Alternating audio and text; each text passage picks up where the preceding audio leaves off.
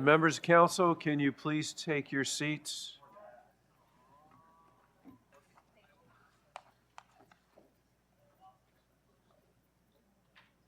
Councillor Kerr, can you check the back room, please?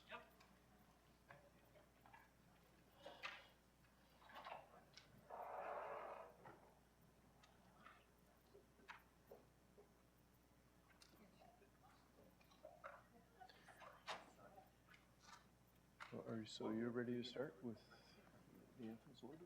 Yes. Okay. So, members of council, I will call this meeting for Wednesday, March 26th we'll start the meeting, but we're going to start a little differently this morning. Before I call it to order, I'm going to ask that you join me in a round of O Canada, followed by a moment of personal reflection. Mr. Clerk, if you would, please.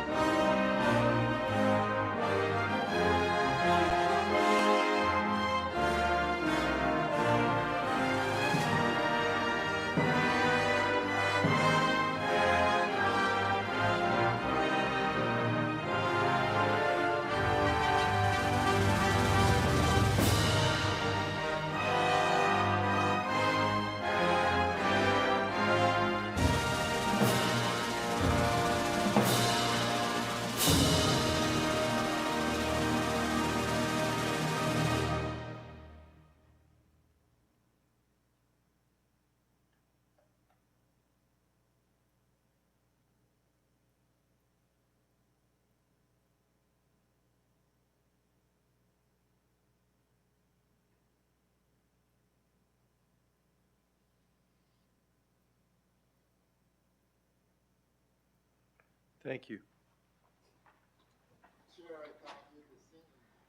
I was singing quietly.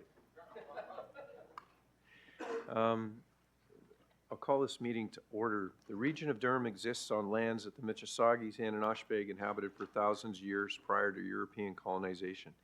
These lands are the traditional and treaty territories of the nations covered under the Williams Treaties, including the Mississaugas of Scugog Island First Nation, Alderville First Nation, Hiawatha First Nation, Curve Lake First Nation, and the Chippewa nations of Georgina Island, Beausoleil, and Rama. We honor, recognize, and respect the Indigenous peoples as the right holders and stewards of the lands and water which we have the privilege to live. In our efforts towards reconciliation, we continue to build and strengthen relationships with First Nations, as well as large Métis communities and a growing Inuit community here in Durham. We commit to learning from Indigenous values, knowledge, building opportunities for collaboration, and recognizing that we're all connected. Members of council, this morning we have Councillor Butt from Pickering join us this morning. Welcome. And I'd also like to make sure members of council know that Councillor Yamada is currently on a leave as he's a candidate in the federal election. Mr. Clerk, I'm going to ask for you to conduct a roll call, please. Thank you, Mr. Chair. Electronic roll call is starting now.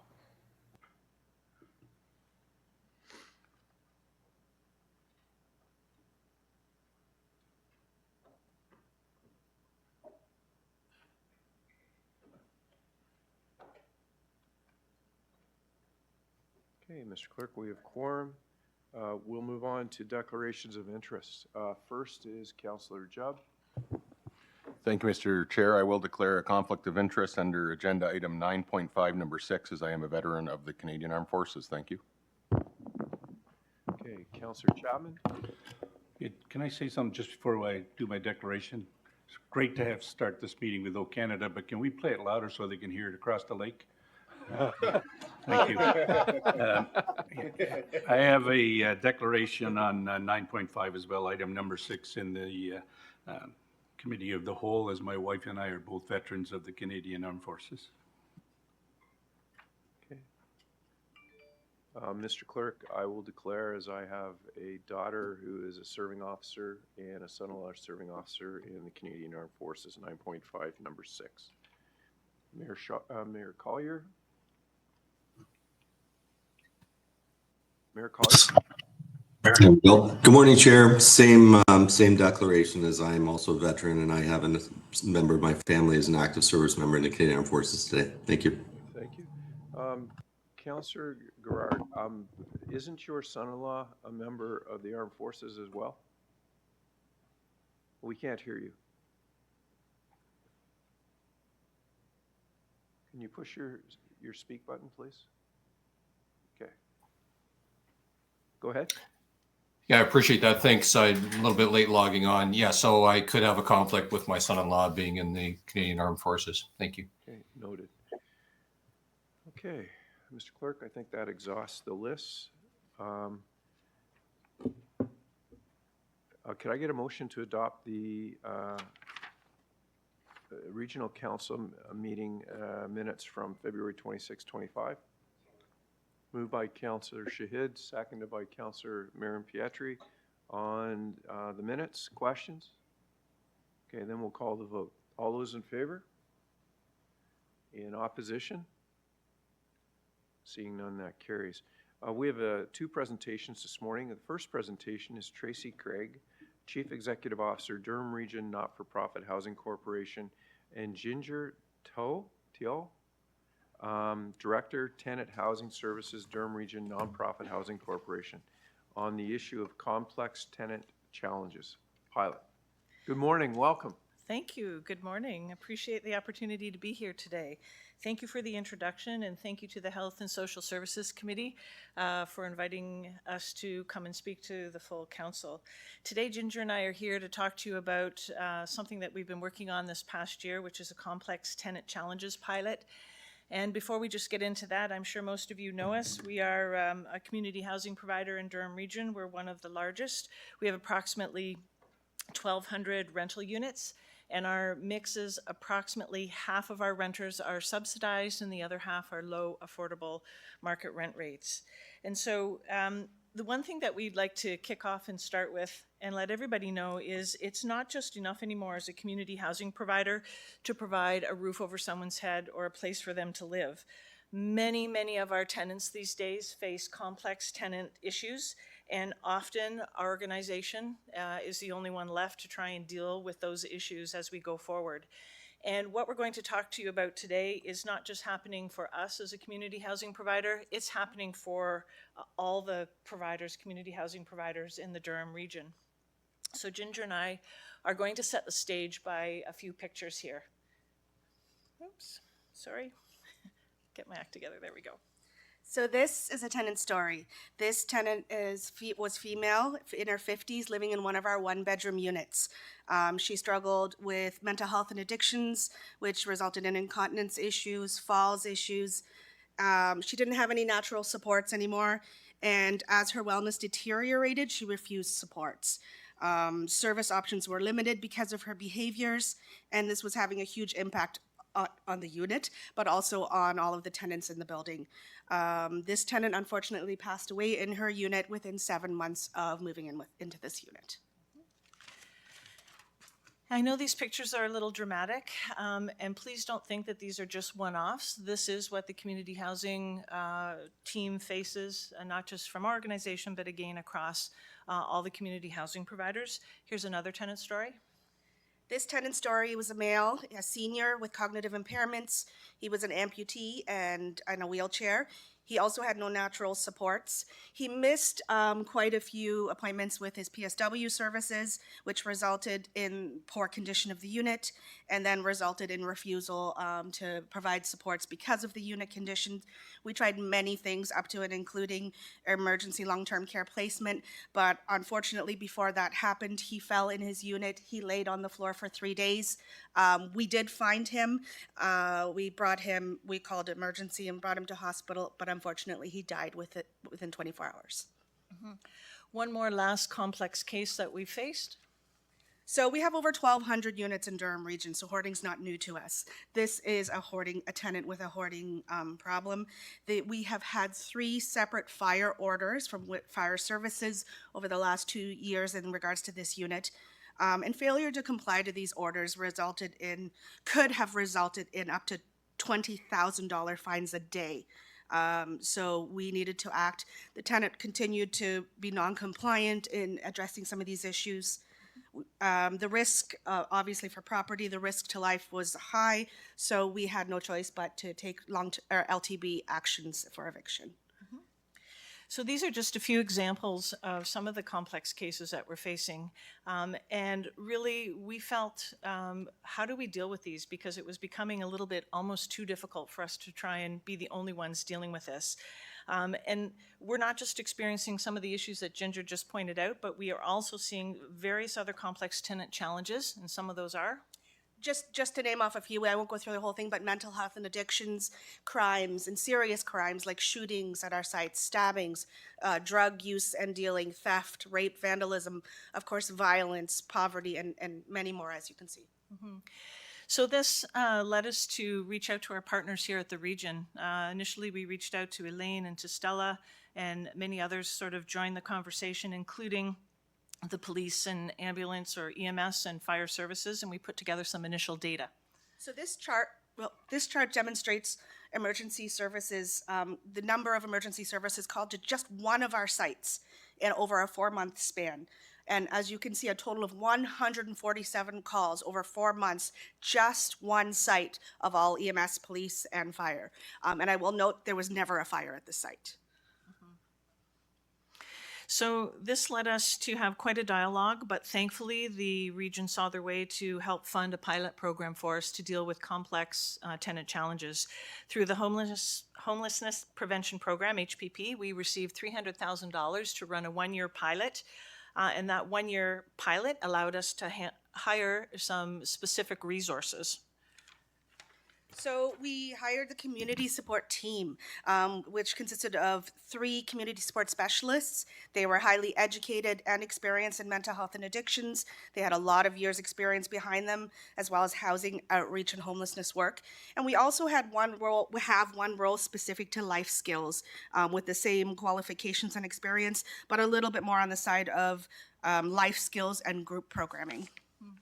In addition to that, we have a tenant housing and services department. We have Ginger, we have a manager, we also have a specialist in tenant engagement. We threw all of these resources on top of some of our other resources from the organization into this program. Of course, beyond the resources and behind the resources, we definitely had various goals and methods, but I think the takeaway from this particular slide is that we really wanted to help tenants where they are at, and that became and is extremely important. The very key goal at the beginning was a strategy, tenant engagement strategy. So building rapport, building presence, being where tenants are at. Then, of course, it was a matter of how do we meet these complex needs. So individual services, group services, developing partnerships that can come to the sites and where tenants are at to provide the specific needs they were looking for. Just to name a few. Right, and we've been now running this program for almost a year, and we've had some tremendous and positive outcomes and results. We won't go through all the little boxes that are here, but I'll let Ginger just speak to a few of some of our outcomes. So our biggest, and I'll talk about numbers shortly, but our biggest was the reduced emergency calls, which I'll talk about shortly. Also, eviction prevention, stopping the cycle of homelessness. So eviction prevention could be anything from supporting a tenant to do their RGI application to prevent terminations, supporting them with arrears. There's hundreds of ways that we can support, and we have supported with reducing the eviction prevention. It's lowered our acuity of high volume issues, complaints, conflicts.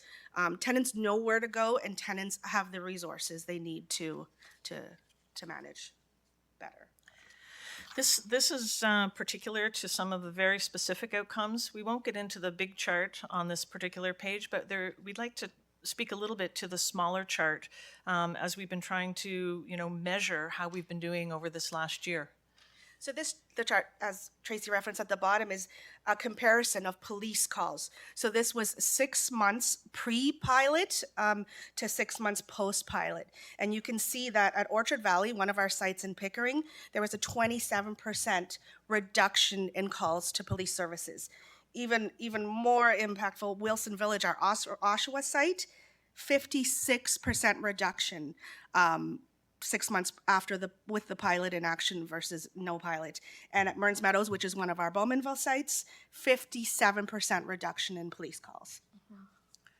These are just a few of the metrics that we're trying to bring together. We are trying to get our other emergency services data collected, and hopefully once we actually hit the end of our last quarter here in this program, we'll have some additional metrics to report that are as positive as this.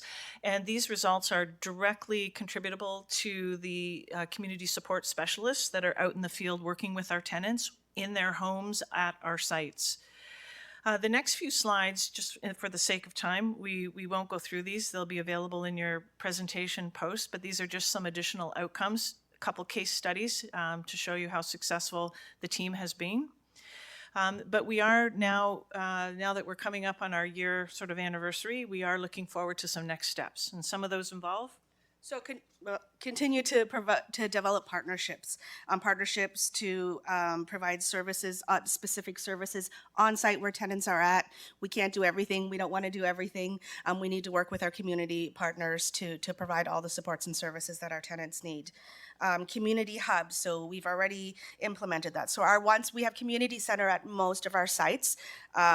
These centers were once empty, and they're now house our community hubs. So they're spaces with technologies, with video games, with ping pong tables, with different things for tenants and their children to come use, get support services, get the resources, use the computers for job search or whatever that may be. And then the next thing that we're working on is a volunteer program to get extra, to do training, hiring of volunteers, and having them support us in running programs and more supports to our tenants as needed. I think it goes without saying that the program has been successful. And again, it's not just about housing. We have to do these things to help our tenants be successful in their housing. It helps them keep a roof over their heads, and it helps us keep our units in fairly decent shape. But I think there are some key messages that we'd like you to take away from this presentation today. A few of those are: it's not just about housing, but it's about housing with help. It's meeting people where they're at and in their homes, in their communities, at their sites. It's about community building, so using the resources and supports that are already there to support each other. Eviction prevention, of course, is a huge one, and reducing emergency services, unnecessary emergency services. Yeah, and I think at the end of the day, if you just remember a few things, this pilot program is making a difference. We're actually making a significant difference in some of our sites in terms of helping our tenants with their quality of life and helping them be a contributing member to a vibrant community at the sites. And that we are looking ultimately for permanent funding. I think happily we can say, as long as there's funding coming from the governments, we'll be funded for a pilot program in year 2, but at some point we're going to have to talk about how to make this permanent funding, and not just for our organization, but for other community housing providers that are out there. And to let you know that we're not only doing this just for our organization right now, We are also helping the local housing corporation and a few other community housing providers in the region who have some complex issues that they're really just not capable of handling. And in fact, I would say through this pilot, we've really become and are becoming a center of excellence in terms of trying to deal with tenants and their issues. Just to end, Ginger and I would like to again thank the Health and Social Services Committee for getting us here today to let us tell our story. We'd like to thank Elaine and Stella for helping us get this off the ground back a year and a half ago. We'd like to thank Erin and her team for their continued support in terms of working with us to try and keep making this particular pilot better and hopefully to our renewal in year 2. And Ginger and I very much would welcome any questions. Thank you. Thank you. First is Councillor Brenner. Thank you, Mr. Chairman, and thank you. I had the opportunity of seeing the presentation and talk a little bit and ask some questions. I'm going to actually go back to one of the questions and discussions that we did have previously, and basically, and it's really your final message on the final page, which talks about take home makes a difference, permanent funding, center of excellence. You're familiar with the models that had been in place for many, many years before the change of cut in funding by the federal government and provincial government for social housing. What type of support would you like to see from us as a regional council to get the upper tier levels of government back in the game? Because if I'm correct, currently the funding isn't there to provide these type of programs to make it sustainable.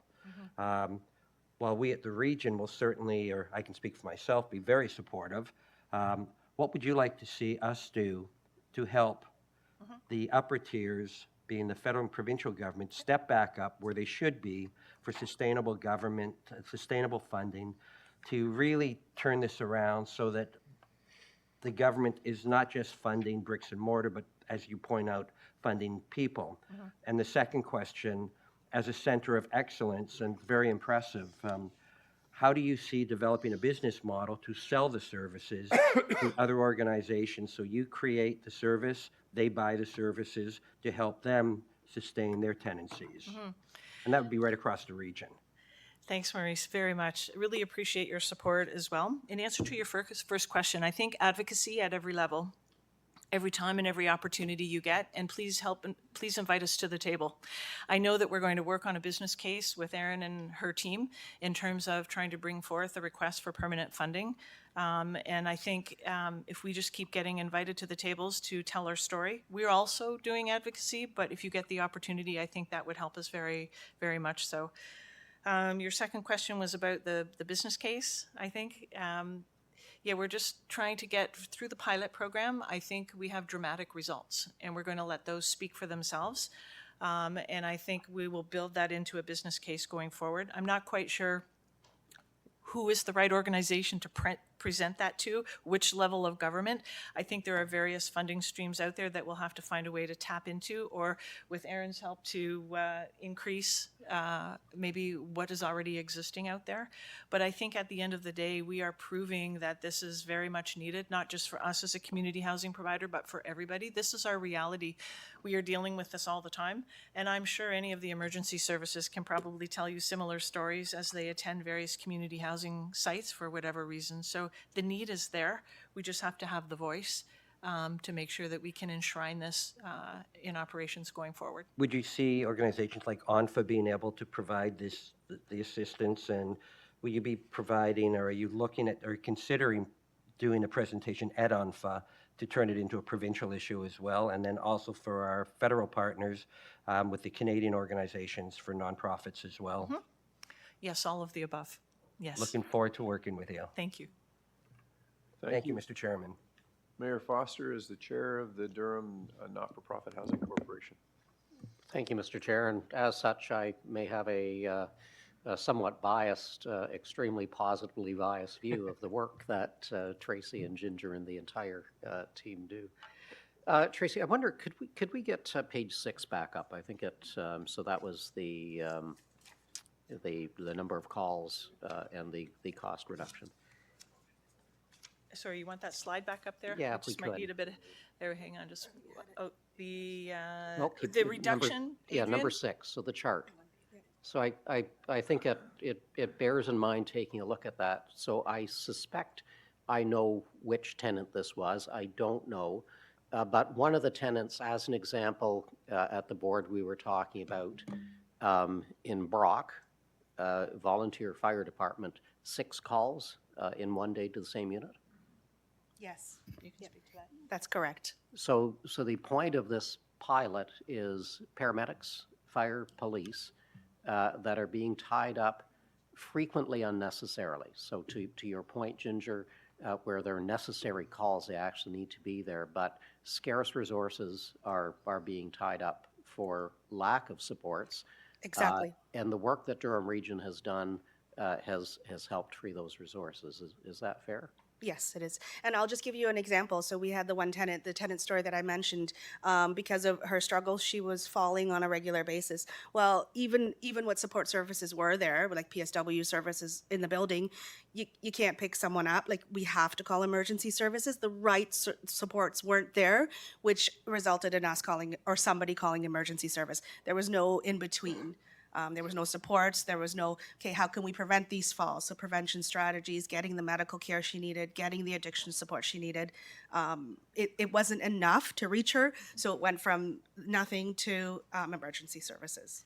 And while I know you're talking, with health services, as it stands today, somebody with mental health or addiction issues can go to the hospital, essentially say, I know my name, I know the date, and they're sent right back to the environment that got them in trouble in the first And that's one of the barriers that we faced. And the issue was, okay, everyone thinks that the solution is emergency services, but everyone has their own barriers as far as how long they can service someone, when they can transport someone, when, the police can do anything versus not.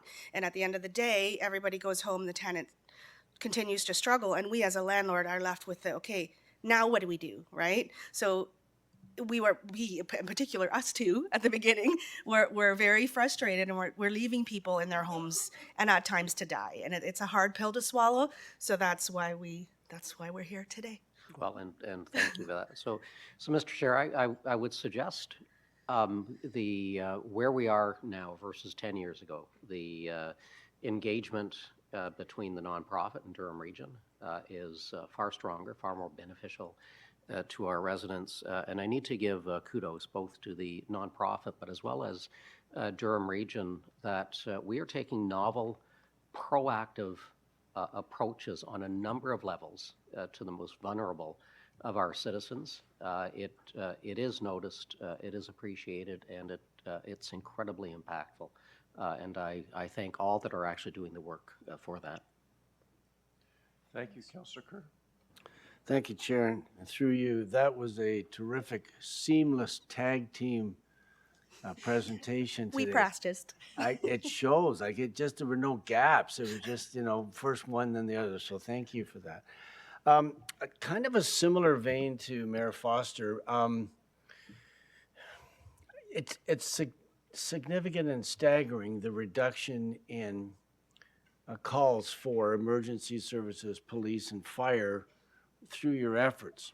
What I would ask is, can you put together a dollar value to the cumulative, not just the one tenant, and that shows what can happen with one, but your efforts across the board. If you're looking for funding, can you put together a package that says cumulatively, this is how much it saved the taxpayer, but also how much it freed up these services for others, and maybe this would seem to be, excuse me, a much more vital thing to fund to keep going, so that we can continue to have those reductions in diversion of needed services elsewhere. Thank you for that question. Absolutely, we're trying to do that. We are working with our partners, to get the data, which is initially was a little difficult to kind of get. Now we all seem to be on the same page, and so now we're just trying to put some dollars and cents to it so we can do exactly that. Thank you. I could give examples, but this is for questions only. Thank you very much for all that you do, and all the best to try and get that funding to keep up this great work. Thank you. Great, thank you. Counselor Dyes, and I just recognize you as the Vice Chair of the Durham Region Not-for-Profit House. Thank you. Thank you for your presentation. I appreciate that. And I just want to speak to, I've seen the issue in Ajax Municipal Housing that we have there, where it seems to be a gap in servicing, not from you, but from the healthcare system, where we have people who really can't live independently and there's no place for them to go, so they put them into not-for-profit housing. And not-for-profit doesn't have the financing they need to basically address that. Is that correct? Yes, we do have those situations. We know we have some people that live with us currently that really can't live independently, yet cannot be taken by long-term care, for example, for a plethora of reasons. We deal with that. Yes, so there's a gap there it's really critical now, and I've seen it increasing over time as we have an aging population. So I think what you've come up with is an amazing program, and it's really outside the box. It's how do we get the other providers to come on board? So what's your plan for that? I think Erin will probably speak to that a little bit as well, because we're really partners in this. This does happen for all community housing providers. And with this pilot now under our belt and some of the results and some of the things that Erin and her team are doing, I think you're going to see us come out jointly very strongly to the other community housing providers that don't know about us yet or who haven't given us a call, who suffer with some of these problems as well. And we will make sure that they are included. Even now, where we are with only the number of people that we have, we will make sure we help address any issue that's brought forward to us.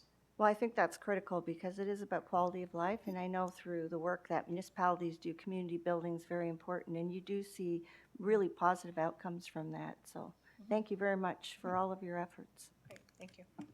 Thank you. Counselor McDougall. Thank you, and thank you for this presentation and putting this all together.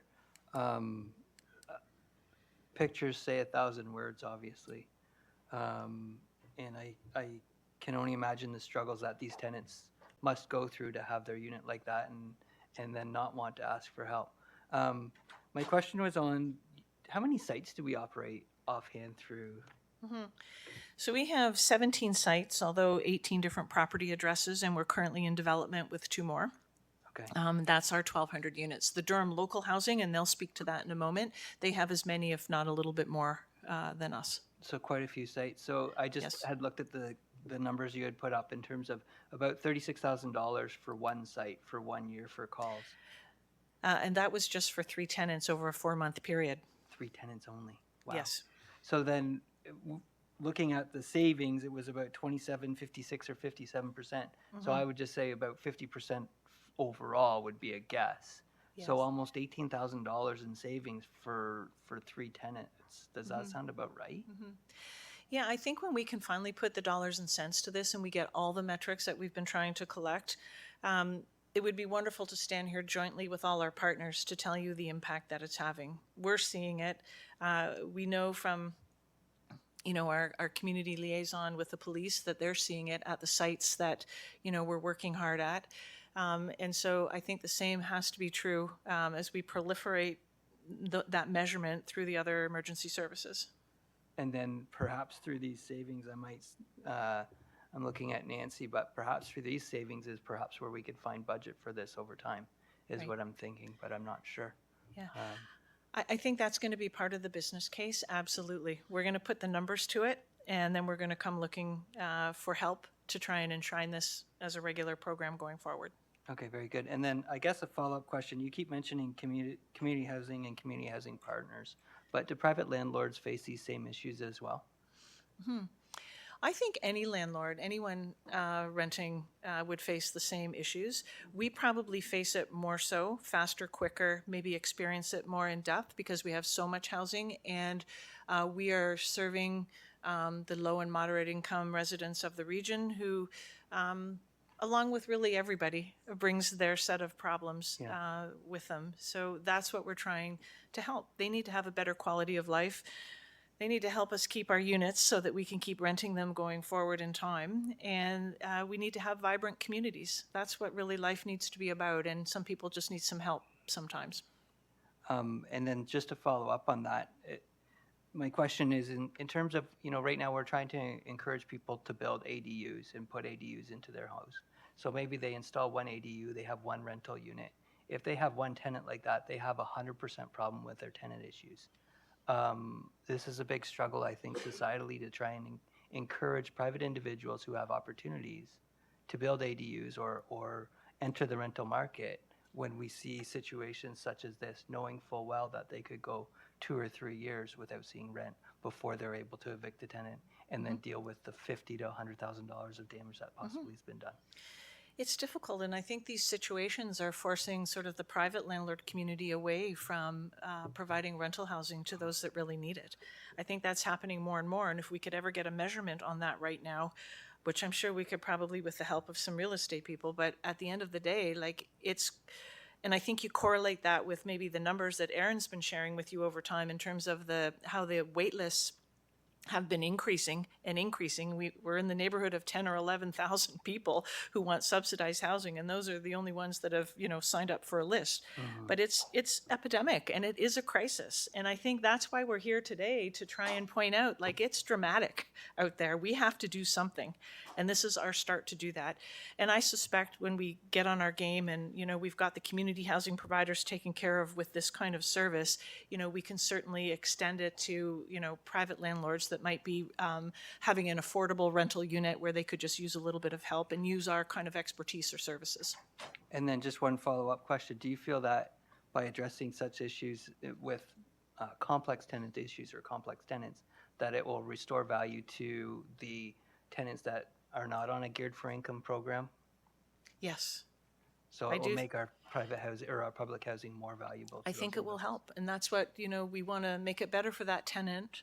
We want to make it better for us. We want to make it better for that community, the site that they're at, but just their community in general.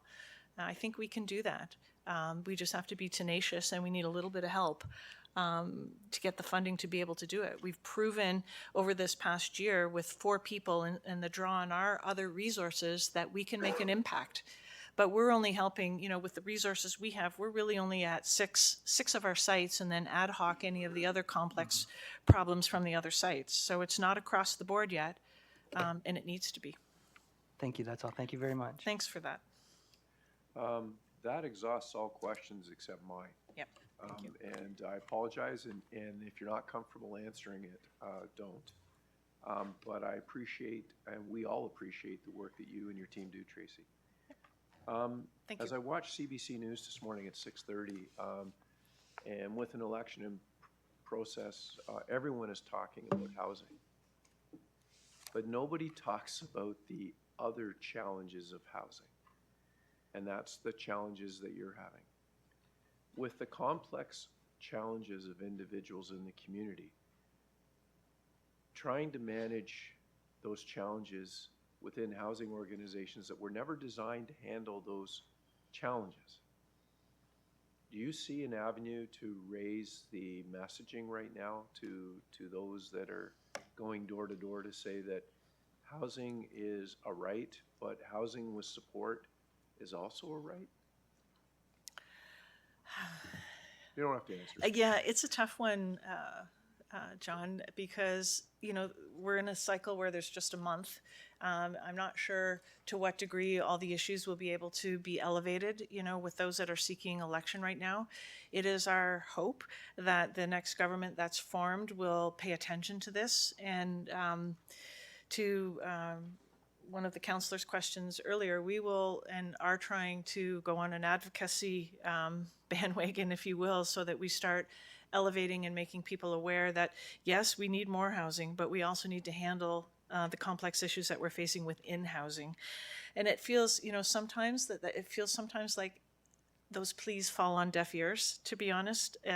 Feels a little bit like how we tried to tell everyone that, investing in capital improvements was important over these last decades. But hopefully, we have hope that we will make a difference and that we'll be able to elevate this. And hopefully, with Ginger and I, with the support of our board, with the region's support, we'll be able to make this issue felt and known, and we'll see how we make out. Well, again, thank you for being here this morning, and feel free to stay or feel free to go. Great, thank you very much, appreciate it. Thank you. Members of council, that was referred to council from the March 6, 2025 Health and Social Services Committee meeting. 5.2 is Aaron Vallant, Director of Housing Services Division, and Elise Scan, Manager of Housing Services Division. And it's this is the Durham Region Local Housing Corporation, continued growth and continued need. This was also referred to this meeting from the March 6th Health and Social Services Committee meeting. Good morning. Good morning. Thank you very much for having us today. So I'm here to introduce the presentation, and the Durham Regional Local Housing Corporation is the largest community housing provider in Durham, and together the DRLHC and Durham Nonprofit Housing Corporation represent the majority of community housing stock across our communities. You've just heard about the really great work happening through Durham Region Nonprofit Housing Corporation to support tenants, and we'll now hear about the work happening within the DRLHC to support our own tenants and communities. I also wanted to briefly highlight that most providers across Durham do not have the capacity to undertake this work due to their size, structure, or financial position. As service manager, the region is responsible for the funding and administration of community housing of more than 6,000 units across Durham, of which approximately 4,500 are rent geared to income. This is done in partnership with around 33 community housing providers across our communities. In addition, we support around 500 rent supplement units in partnership with private landlords across Durham and administer more than 950 portable housing benefits. Protecting the current housing stock is critically important. This includes not just ensuring the buildings remain in a state of good repair, but also that we facilitate strong and vibrant communities across Durham. One of our priorities as service manager to better support the sector is to broaden the scope of these tenant and community supports across the whole community housing sector so that all tenants and providers have access to these important resources. As part of the 10-year housing financing strategy before you today, there is a plan to build out a comprehensive tenant support program that will support all community housing providers, private landlords, portable housing benefit recipients, tenants, and communities. I will now turn it over to Alyssa Scan, the manager of the Durham Regional Local Housing Corporation, and Lisa Pitcher, who is a housing program coordinator leading this work. Thank you. Good morning. My name is Alyssa Scan. I'm the manager of the Durham Regional Local Housing Corporation. I did bring with me today Lisa Pitcher. She's one of our housing program coordinators that actually does the work that I'm about to tell you about. Thank you for having me here today to give you an overview of the exciting initiative that we have at our sites, designed to keep people housed and create a sense of community amongst our tenants. So the Durham Regional Local Housing Corporation, or DRLHC, is the largest community housing provider in Durham Region. We manage a substantial portfolio of rent geared to income units. All of our units right now are rent geared to income. And there's just over 1,300 units total spread across every municipality within the region. Because we are 100% rent geared to income, we serve individuals and families who have significant barriers to securing and maintaining housing. We believe that housing someone is really only the beginning. Offering dedicated support staff increases the chance that the tenants will remain housed, which is the ultimate goal. We are aware that the demand for affordable housing far exceeds the capacity and supply, which highlights the urgent need for the dedicated staff to focus solely on keeping residents housed. Essentially, once you get housing, we got to keep you there because we know the wait list is too long for you to go back on it. So the housing program coordinator roles in DRLHC were created back in 2017 from an identified need for community supports in our various housing buildings and complexes. At that time, our property managers were the ones that would handle building operations and try to support the tenants. It was clear that there was a gap in service, and the tenants would benefit from having dedicated staff to meet their needs with the ultimate goal of preserving their tenancy.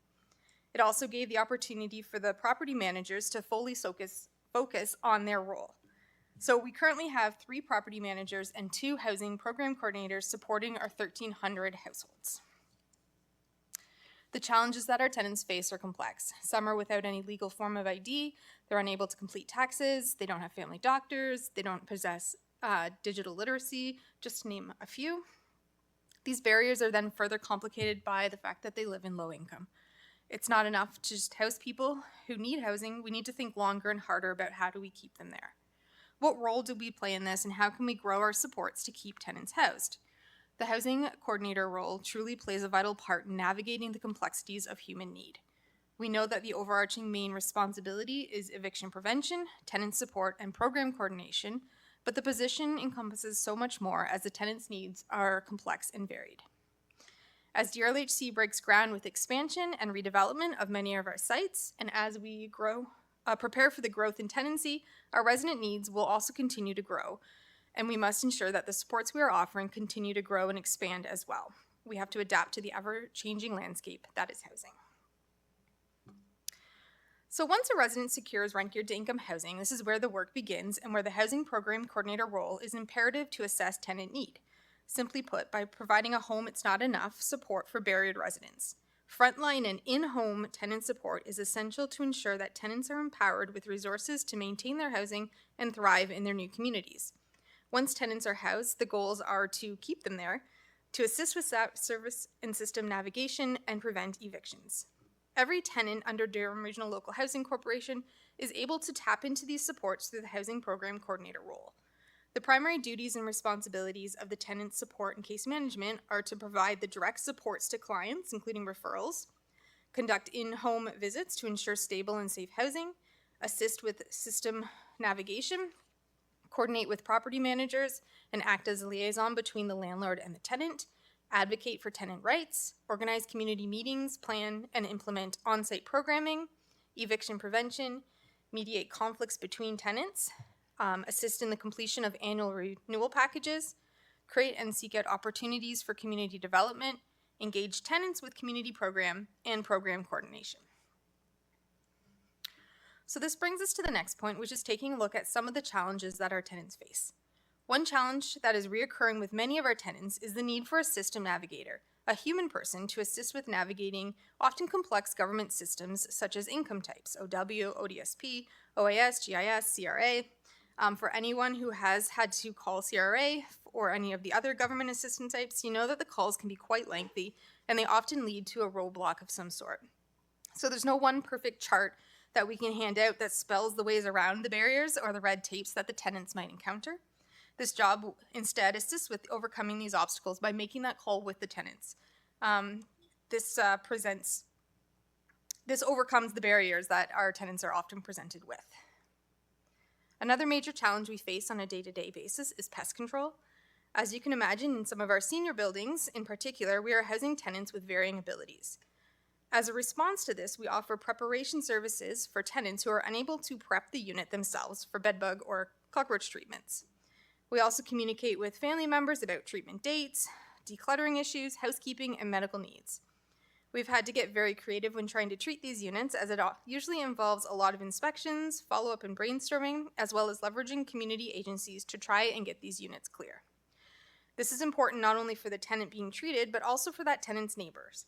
We find ourselves often balancing the needs of the tenant and the needs of the neighbors and the building as a whole on a regular basis.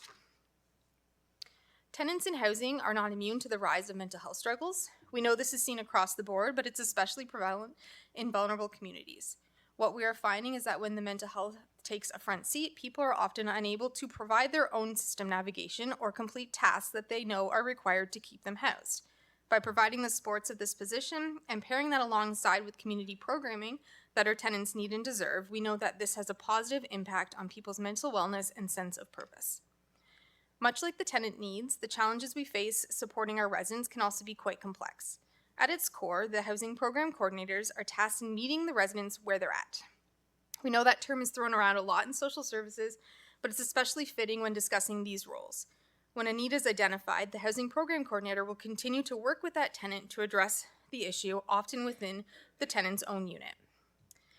It's of value to note that the tenant's participation in supports with the housing program coordinators are voluntary. Tenants have the right to self-determine involvement with any worker.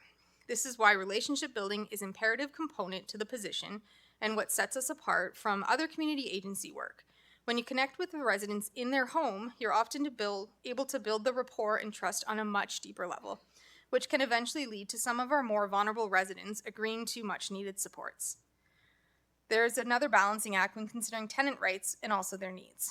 We respect the wants of our tenants and offer supports from a person-centered lens, and always prioritize their wishes with referrals and supports. The tenants of our buildings would often fall through the cracks without the advocacy and supports that the property managers, program assistants, and housing program coordinators provide. And I would be remiss here if I didn't add that a deep sense of community is an overarching connector to the human needs of our tenants.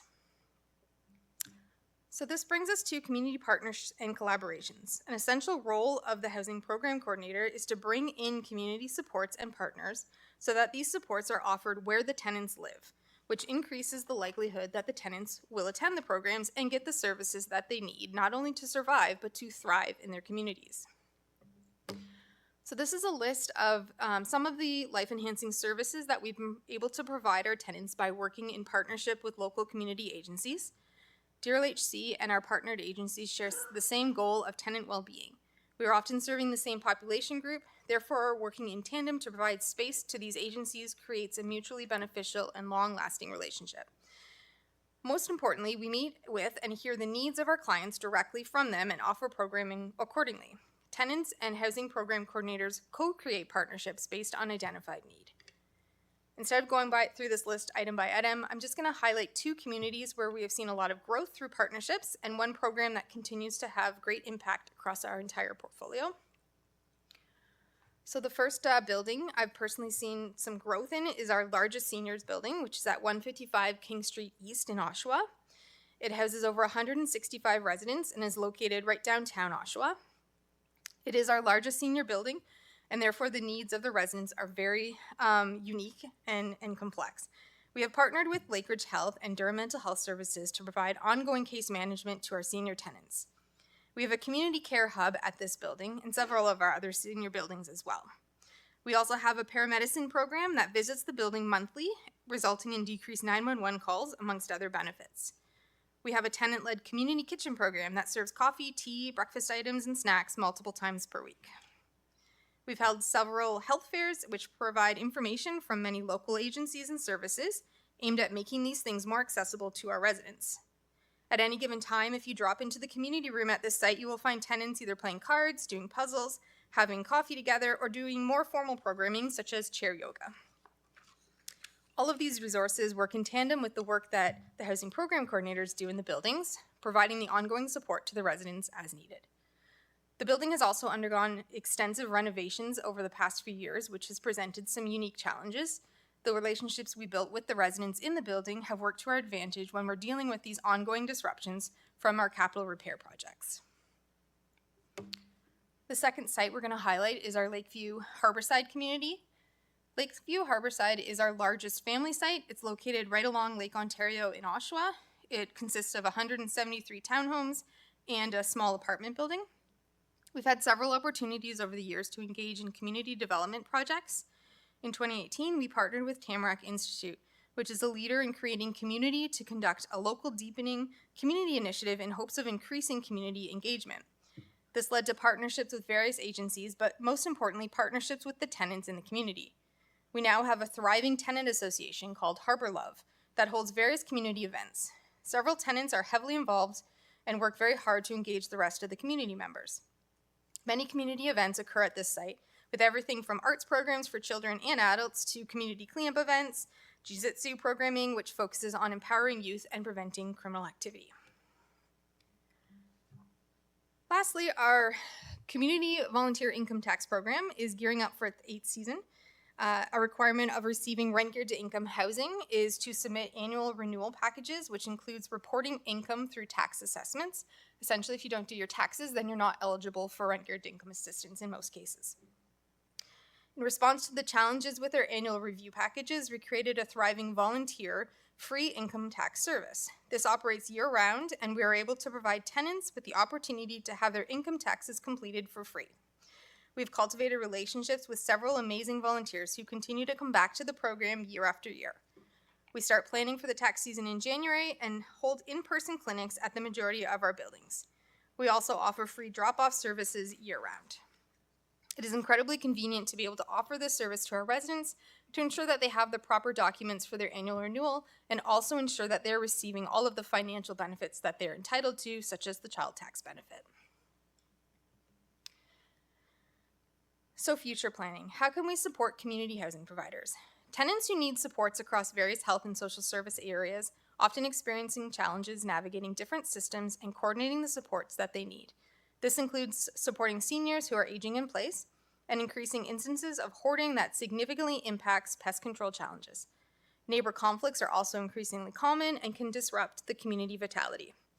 Providers do not have the capacity or resources to be the primary support and case manager for the tenants, and they often don't know who to call to get this support or provide sufficient community building events and activities which help to foster the sense of community and build relationships. The Region of Durham plays a crucial role as service manager to lead and support the community housing sector in Durham to ensure its long-term viability and vibrancy.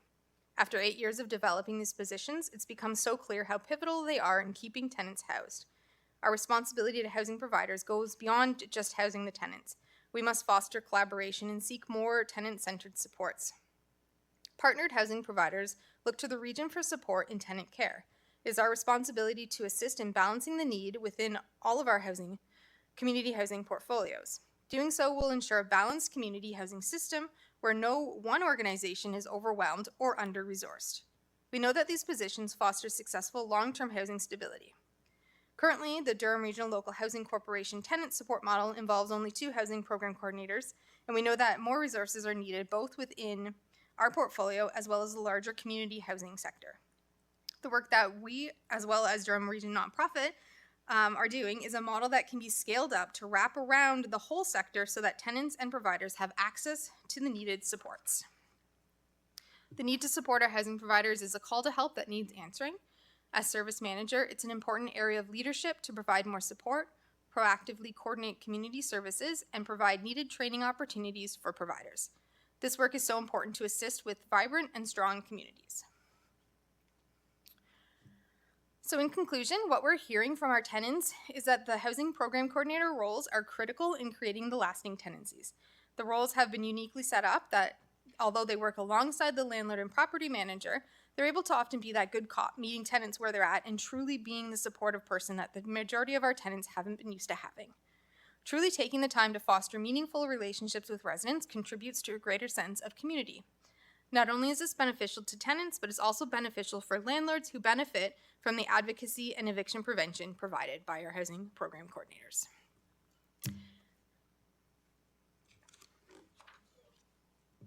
Thank you. Questions? Councillor Gerard. Thank you, Mr. Chair. Thanks, Alyssa, for that presentation. There may be kind of a perspective that we don't have any of these challenges here in Uxbridge, and we know that's not the case. Certainly, you and Aaron have been really helpful dealing with some of the situations we do have in the limited number of these housing units that we do have, and thank you so much for that. As I make my way through and try to understand these systems and the processes, can you comment on what you think maybe the primary 1 or 2 root causes are of why people find themselves looking for this type of supportive housing? I'm still just struggling to where that comes from. I mean, it's kind of difficult to put it into 1 or 2, but there's definitely heightened mental health concerns. Addiction concerns is also increasing in our communities. Just general tenant relationships, especially what we're finding is after COVID, when everyone was so isolated, it's like people don't really remember how to be good neighbors anymore. So just dealing with those basic, simple, steps of how to be a good neighbor, how to support each other and build those relationships is definitely lacking in the communities and one of the most important roles of the housing program coordinators. Okay, fair enough. And then my second, I guess my final question would be, you talked about some of the outstanding services, a long list of things that you do to support them.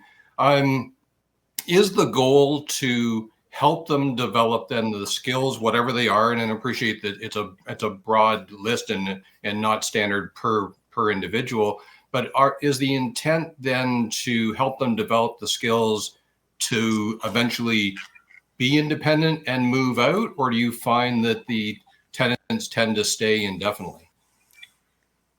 I mean, it is long-term housing, so Rentgear Dinkum is permanent housing. We have 2 transitional housing sites where that is the ultimate goal, is to provide the life skills supports to eventually move them into permanent housing. But a lot of our residents, they're very long-term tenancies. Once they come in, they join their community. It becomes their family essentially, and that's where they stay. So it definitely is, our work is to help them, get the skills needed to act on their own independently, calling service providers independently, but for the most part, it doesn't impact the length of tenancy. The goal isn't to move them out. Okay, so really there wouldn't be an end in sight. The only solution, I guess, would be continue to expand the number of units that are available. So I think, if I may, through the chair. So as Alyssa said, rent geared to income is permanent housing. So residents do sign a standard lease. But what happens with rent geared to income, if a tenant's income increases, their rent is recalculated. And what can happen that if a tenant's income reaches the market rent of what that unit would be, and they stay at that market rent because they have increased income, then they would no longer be eligible for rent geared to income, but they could remain in their unit because that is where they call home in a community. One of the areas of data that we're looking at to start capturing is how many rent geared to income tenants across the sector move to market rent because their income has increased and no longer need the rent geared to income portion, which would give you a little bit more of that information on folks' success rate in achieving higher incomes, if that's what you're looking for. Okay, good. Okay, fair enough. Thank you, Mr. Chair. Thank you. Mayor Carter? First of all, good morning, Mr. Chairman. Thank you very much for your presentation. I just want to pick up on that point in regards to many of your tenants that are placed within our housing units are permanent residents. What strategies are we putting in place in regards to making sure that the next generation in the same family don't become long-term tenants also? So how do you focus on making sure that there's an opportunity for the next generation to be more independent?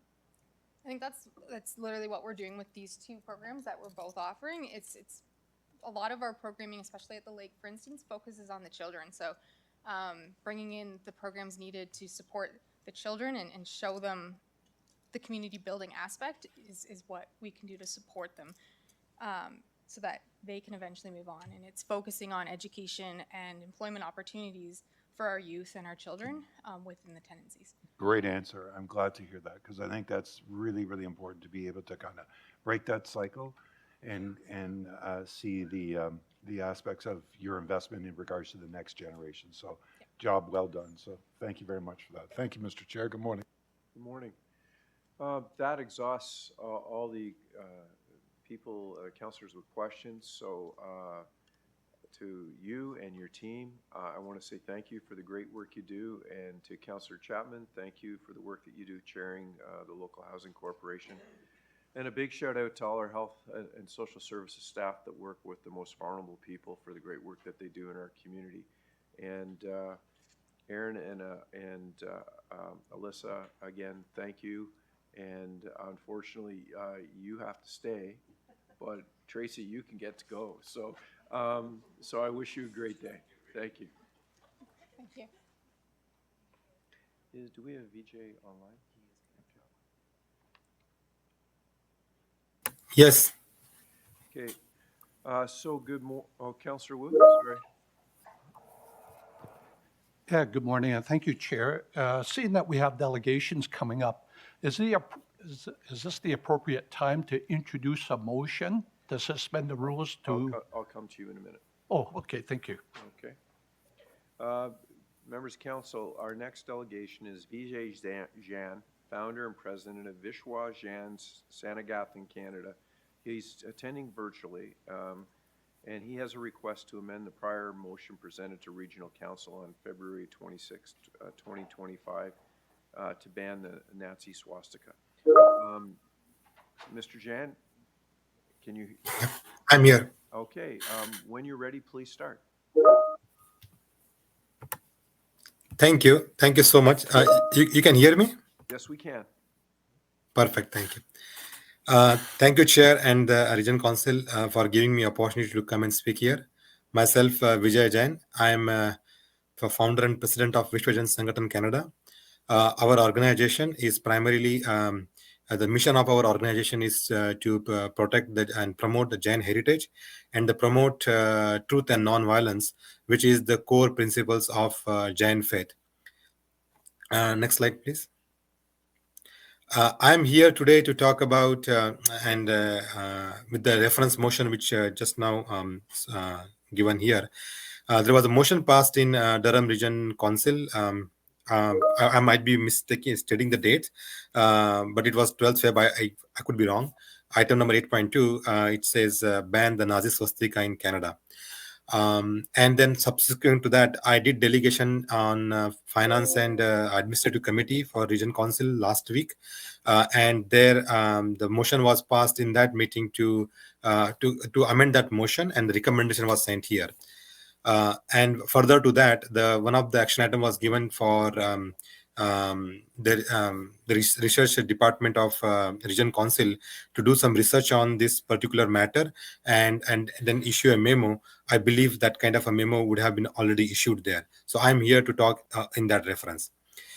We understand that the intent here in that specific motion was to address growing anti-Semitism in Canada, and the sign referred there was Nazi Hakenkreuz or Nazi hooked cross, or you can call it as a Nazi symbols of hatred.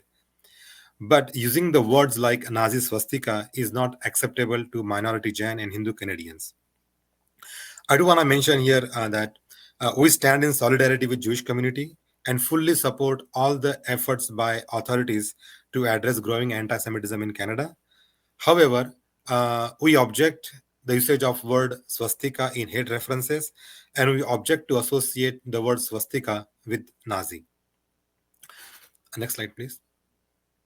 Yeah. On this slide, what I have mentioned here is the different places where the correction have already been made, and the word swastika has been removed from hate references, and the correct word, which is a Nazi Hakenkreuz or Nazi symbols of hatred, that kind of a word is used. So one example is Whitby City Council.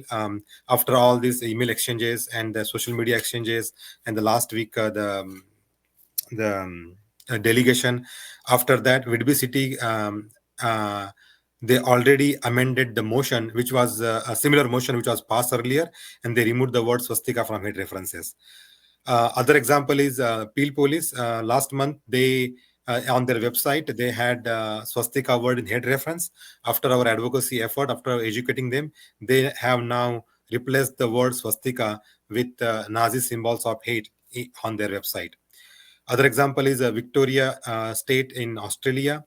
They have passed legislation a couple of years ago, and in their legislation, they have clearly called out differences between the Hakenkreuz and the swastika, and they made explicit exemption for the word swastika, and in the legislation clearly called out that the signs which are banned are Nazi symbols and not the swastika. Other example is the Oregon State in USA. Their education department has issued a circular to all the parents, teachers, and all the students about differentiating between the Hakenkreuz word and swastika word, which word to use in which context. So very fantastic work Oregon State has done. Other example is Bill C-229, which was presented for first reading by, is a private member bill in Canada's Parliament by Honorable MP Peter Julian in February 2022. In the first reading, the word, it was also about the same thing, banning hate symbols in Canada. And in that bill, they did include the word Nazi swastika. However, when Hindu community approached Honorable MP and educated, gave the presentation, the Honorable MP committed, he agreed and committed to replace the word Nazi swastika with a Nazi hook cross when the bill will come for second reading. However, that didn't happen, but we do have commitment, we do have email exchanges with the Honorable MP. In Canada's Parliament in February 2022, Honorable MP Chandra Arya, he issued a statement about differentiating between swastika word and the Nazi Hakenkreuz, and giving a call to all the Canadians not to call swastika in hate references and not to call swastika as relate to the Nazi symbols. Other example here, Jewish advocacy groups. So I gave 3 examples there. Binay Bharat, Canada, who were earlier campaigning to ban Nazi swastika. They were using that word. However, we did they approached us. We had a few meetings with them. We explained them. Now they expressed their profound apologies as well, and they now issued a press release where they replaced the word swastika and they are using the word now Nazi Hakenkreuz. Further to that, they also updated their campaign to use the word Nazi Hakenkreuz and not the word Nazi swastika. So pretty much thanks to them. Same thing goes with Tafsik.org, which is another prominent Jewish organization. In their tweets, recent tweets, they have been using now the word Nazi Hakenkreuz in head references, and they are not using the word swastika anymore. And I just give example of another news article in the same reference there. So yeah, I think those are a few examples in the West where the corrections have been already made, and I'm quite hopeful that this council would also make the similar change. Next slide, please. So what is our request? The request here is to amend the motion, which was earlier passed in Durham Region Council, to replace the word Nazi swastika from hate references and use the word like Nazi Hakenkreuz, Nazi hook cross, or Nazi symbols of hatred. Second to that, our request is issue a press release about the amended motion and educate people in local mainstream media like Canadian Press, CBC, CP24, Global News, not to use the word swastika word in hate references. We have been trying educating from our side, but our education efforts are quite, they don't reach to the level where the media can amplify. It's right thing to do that is educating them, and through them, we can educate people about this. Other thing is that issue notification to Durham Region Police Department to update their earlier communication with reference to swastika. That is where we came to know when I was hearing on radio about the specific thing. The incident happened in the month of, I think, one incident happened on February 20th in Durham region. Another incident somewhere, I think, February 28th. And when I heard on radio the issues or the statement what Durham Region Police Department issued, that is where we came to know.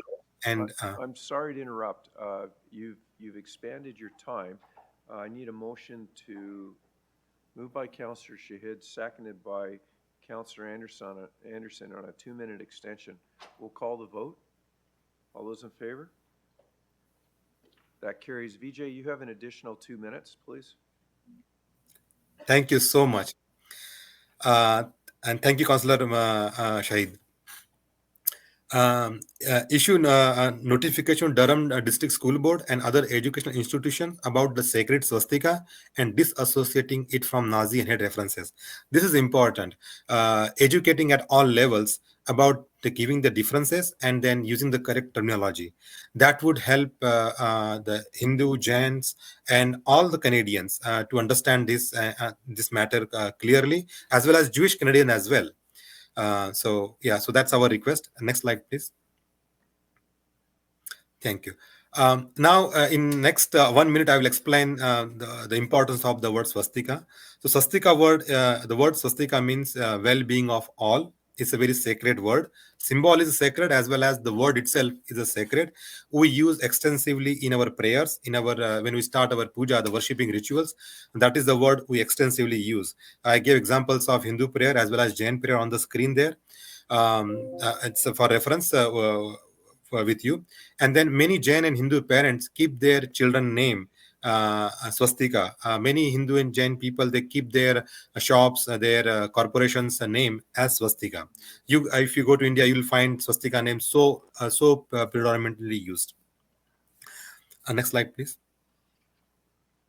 Now we understand that like swastika, I mean, now it has been used with reference to Nazi or anti-Semitism, but then where did it come from? And I want to use this 30 seconds to give quick overview. So swastika word has no relation to Latin or any of its derivative European languages. Hitler or Nazi never used the word swastika. They used the word Hakenkreuz in German or the hook cross in English. Holocaust was carried out under Nazi Hakenkreuz banner. It was the New York Times first time associating the swastika word with Nazi with malicious intent to accuse Hindu civilization as an influencing factor for Hitler's action. Later, the usage of Nazi swastika word was amplified by media with malicious intent toward Hindu civilization. Next slide, please. Okay, Vijay, Now, you're running out of time. You're over I, time. this is the last slide. Okay. Can I complete or?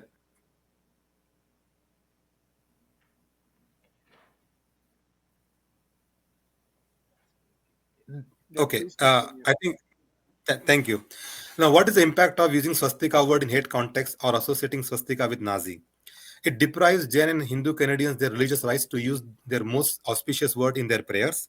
It deprives Jain and Hindu Canadians their religious rights to name their children and business with swastika name.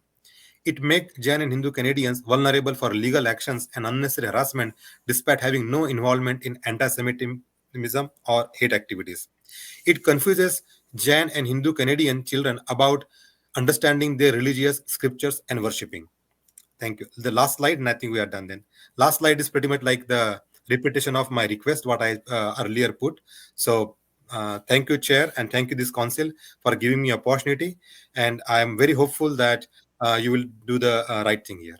Thank you. Thank you. We do have questions. Councillor Shahid? Thank you. Through you, Chair Henry, just a quick question to Mr. Jain. Thank you so much for your presentation in the education today. Would just be appropriate if we put Nazi hate symbol, removal of all Nazi hate symbol or ban them? Is that wording okay with you as you had said in your slides? Oh, yeah. The question is to me, right? Yes, yes, sir. Okay. Oh, yes. Nazi symbol of hatred, Nazi symbols of hatred. I mean, if you can put plural, you can put plural also, because in the previous meeting, Finance and Administrative Committee meeting, there was a recommendation to use the word plural. I mean, okay, either are okay. Okay, thank you. Through you, Chair Henry, would you need an amendment to the motion? So there's a couple procedural things Okay, that we. thank you. Let me we know have if you to need do. any of my assistance in this. Thank you, Mr. Jain. Okay, Appreciate it. I will come to you first. Councillor Brenner? Thank you, Mr. Chairman. Through the delegation, so I believe you were very clear in terms of the religious significance in many, many cultures, including your own, of what a swastika means. In the wording of identification of a Nazi swastika, would you not agree that that is very clear that the only swastika that it's being referred to is Nazi, which is the key issue? That would you not feel that, unfortunately, the Nazis exploited the use of the swastika? But in fact, they exploited it, they used it, but that is what the world understands the swastika with the Nazi in front of it means. Would you agree? No, I will explain this here now. So Nazi never used the word swastika. They used the word Hakenkreuz or hooked cross in English. The word swastika was associated with Nazi by media with explicit malicious intent. Now, the word understand Nazi swastika, because see, the word swastika comes from Sanskrit language. It means well-being of all. There is no swastika word in Latin or any of its derivative European languages, be it German, be it English, or any other European language. So if the word was not in the language, how would Nazi use it? Correct? So yeah, media did whatever they did, right? So should we basically continue and then cementing that misinformation going forward? The answer is no, right? So and other places like Australia, when they passed the legislation, they did not use the word Nazi swastika. They clearly said Nazi Hakenkreuz. Those are my questions, Mr. Chairman. Councillor Lee? Thank you, Chair. I think, oh, sorry, excuse me, my camera's off. Thank you, Chair. I appreciate the opportunity to speak. Thank you, Mr. Jain. It was a very, yeah, there's a lot of nuance to what you're presenting, and I absolutely understand what you're saying. Fully supportive to change the language on our motion. I think Mr. Jain understands the impact of the hate symbol of the Heckin Cruz, but at the same time, though, Hindus and I think some Buddhists across the world still use the word swastika, and to remove from our lexicon would be a disservice to those. So I appreciate the intent. Thank you, honestly, for coming the time, educating ourselves, council, anybody watching, because there is an important distinction there. Thank you, Chair. Thank you, Councillor Kerr. Thank you, Chair. And Mr. Jane, I believe I was at the finance meeting when I brought this suggestion up that rather than confuse the issue by involving the word swastika, Nazi or otherwise, simply to call the banning of Nazi symbols with an S of hate.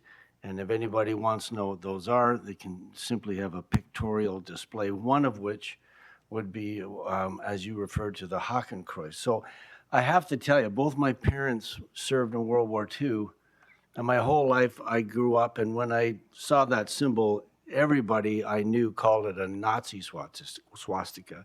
So to ban that phrase, I don't think is explicative enough, and it's too defining.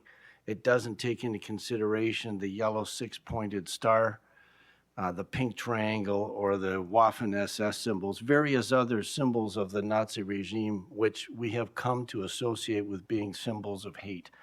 And I think, as I suggested at committee, the way around this, and perhaps you would agree, that is to simply list this as banning Nazi symbols of hate and perhaps having a pictorial list of those. And then we can, hopefully in our society, be rid of these symbols and their use other than in a history class, or perhaps in some kind of a novel or a movie that somebody makes about that period of time, and we can just get on with our lives and not be faced with these symbols of hate in our society. Thank you. Okay, so just to remind members of council, it's questions. Okay. So thank you. That exhausts the questions. So thank you for being here today. Members of council, I'd like to deal with this item now. So I'm going to suggest that correspondence, Mr. Clerk, so please correct me if I'm wrong, that item CC05 be brought forward right now. So I said I would come to Councillor Shahid first. So moved by Councillor Shahid, seconded by Councillor Kerr, that CC05, which is the memorandum dated March 26, 2025, from Elaine Baxter Tahir, our Chief Administrative Officer, read the removing of the swastika from the initiatives relating to hate and hate symbols. This is a recommendation referred to consideration of item 1 of report of the Finance and Administration. So we're simply just moving this forward. Everybody understands? But Mr. Clerk, 2/3? Just majority of votes, so I'll call for the vote. All those in favor? In opposition? Seeing none. Mr. Clerk, then I would like to bring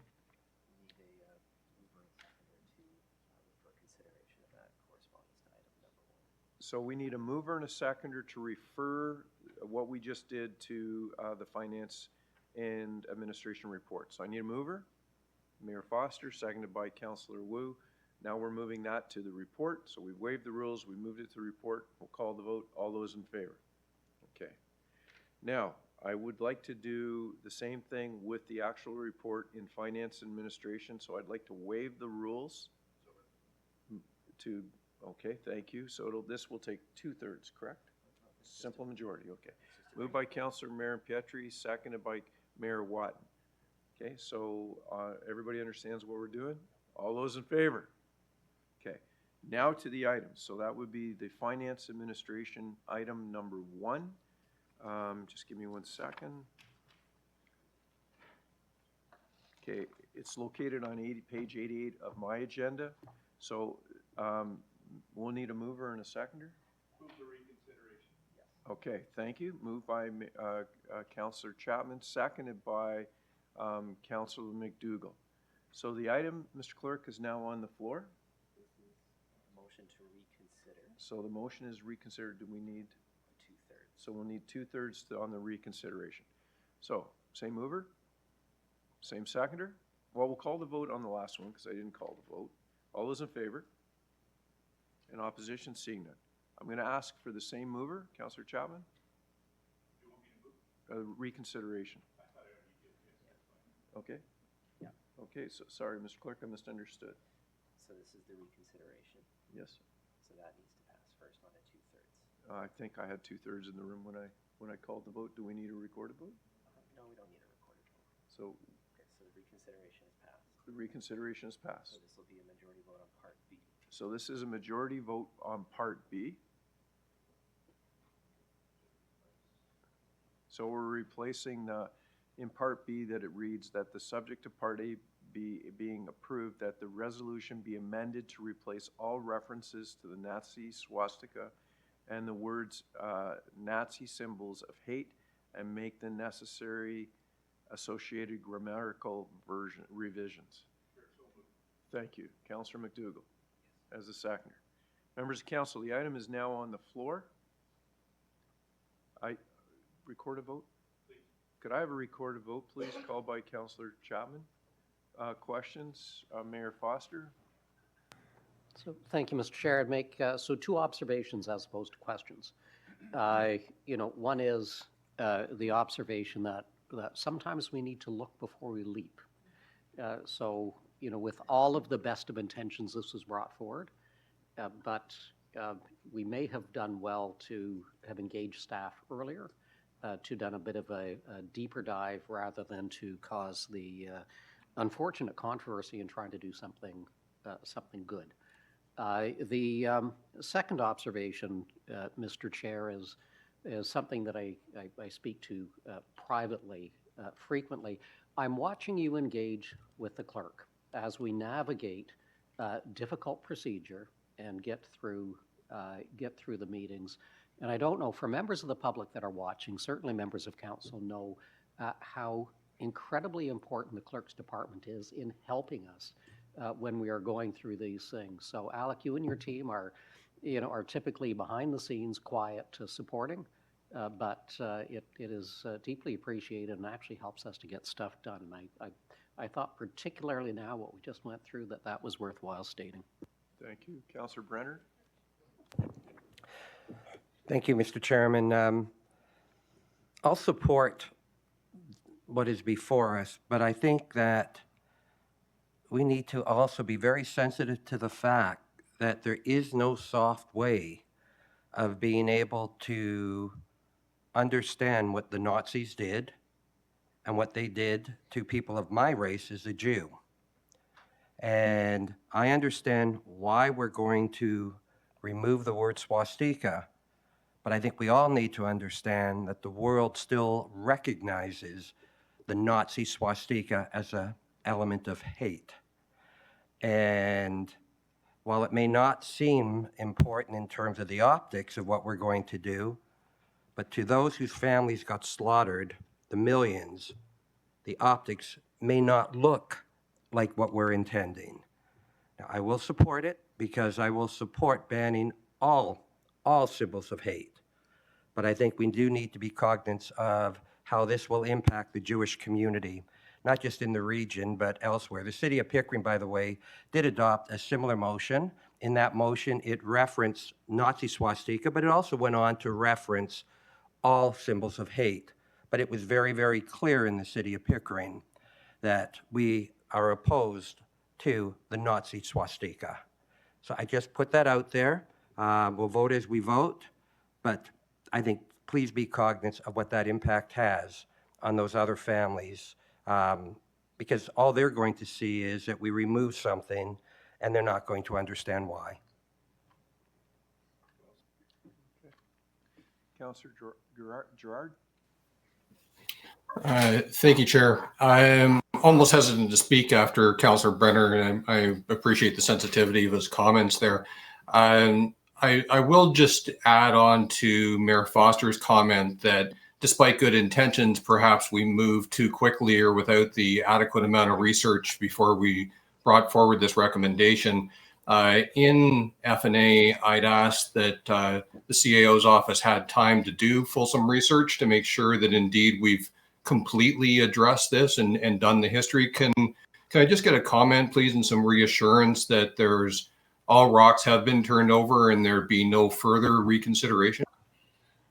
Yes, we are quite comfortable. We've done all the investigation that's required as outlined in the memo that is attached to the agenda. Thank you. Okay, appreciate that. Thank you. Okay, so that exhausts my speakers list. Councillor Chapman called for recorded vote. When you're ready, Mr. Clerk. Thank you, Mr. Chair. Recorded vote on FNA report item number 1, Part B, is starting now.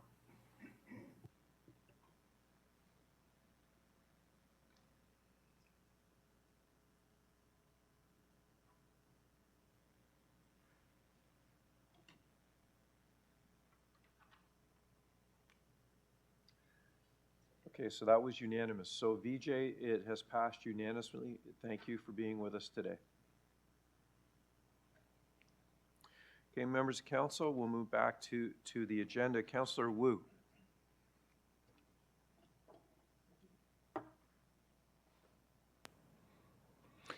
Yeah, good morning, Chair. And as I said before, I'd like to introduce a motion to suspend the rules to allow a delegation of Richard Ward to speak. Okay, so on suspending the rules, subject? Subject, my understanding is that, and this has to do with, as we say, kind of patriotism, about banning Russian hockey players in the NHL. Okay, so you'll need a seconder on, seconded by Mayor Foster. Recorded vote on, I was going to, thank you, Councillor Chapman, because it's the only way I can manage to figuring out the 2/3, right? So, Mr. Clerk, on suspending the rules to have Mr. Ward speak. Thank you, Mr. Chair. Recorded vote on suspending the rules to introduce an unscheduled delegation is starting now.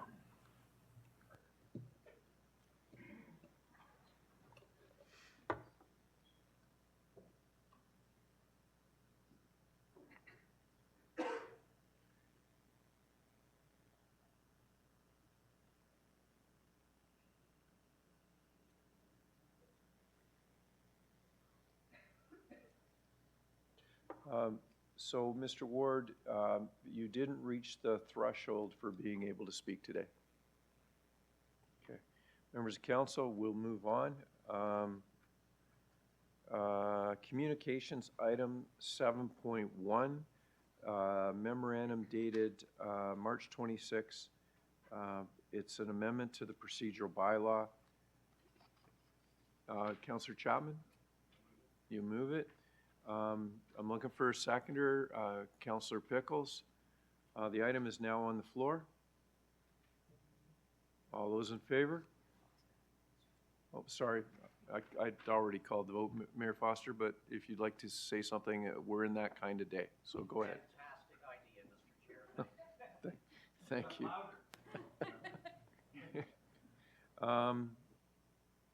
Thank you. Members of council, we'll move on to item 7.2, memorandum dated March 26, 2025 from Commissioner Bridgman requesting the province to expedite release of the regulations on the transportation of the future. There's an adopt and attach resolution. I'm going to ask that I believe the mayors of the affected communities are going to move it. I would ask which one is the mover? Mayor Foster. The seconder would be Mayor Carter. Mayor Foster, do you want to read the bottom part into the record? I'll do the top part. I was hoping that you'd do the top part. So for members of council, you see that this is well-written, it is comprehensive, obviously done by staff and not by myself by virtue of those 2 points.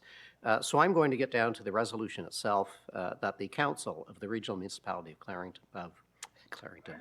Durham, hereby, there may be some muscle memory going on there, that the Council of the Regional Municipality of Durham hereby requests that the Province of Ontario expedite the release of regulations under the GO Transit Station Funding Act 2023 to enable the Region of Durham to proceed with background study and pass a transit station charge bylaw to support the funding of 4 new GO stations and transit-oriented communities along the GO Lakeshore East extension to Bowmanville, and that a copy of this resolution be sent to the Honourable Doug Ford, Premier of Ontario, the Minister of Transportation, Minister of Infrastructure, all local Durham MPPs, and all Durham local area municipalities.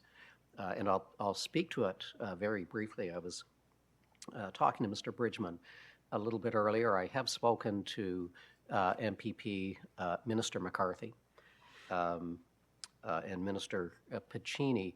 I don't know about the situation in Oshawa. In Clarington, we have developers that might be impacted by this that are in front of the OLT.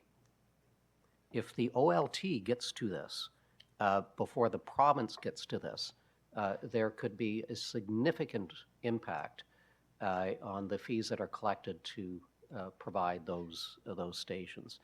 So we have indicated that the province needs to get this done. And Mr. Chair, you're well aware, we had a promise that this was going to be done prior to the end of 2024. We haven't seen it, but we need to light a fire, under the appropriate individuals to get this passed, because the potential financial impact to Durham Region, if this does not happen fast enough, is significant, and that impacts all of our communities. So I would ask each of you, as you're talking with your members of provincial parliament, to impress upon them how important it is to take the step forward that we need to take forward. Mr. Chair, thank you. Thank you. Mayor Carter is the seconder.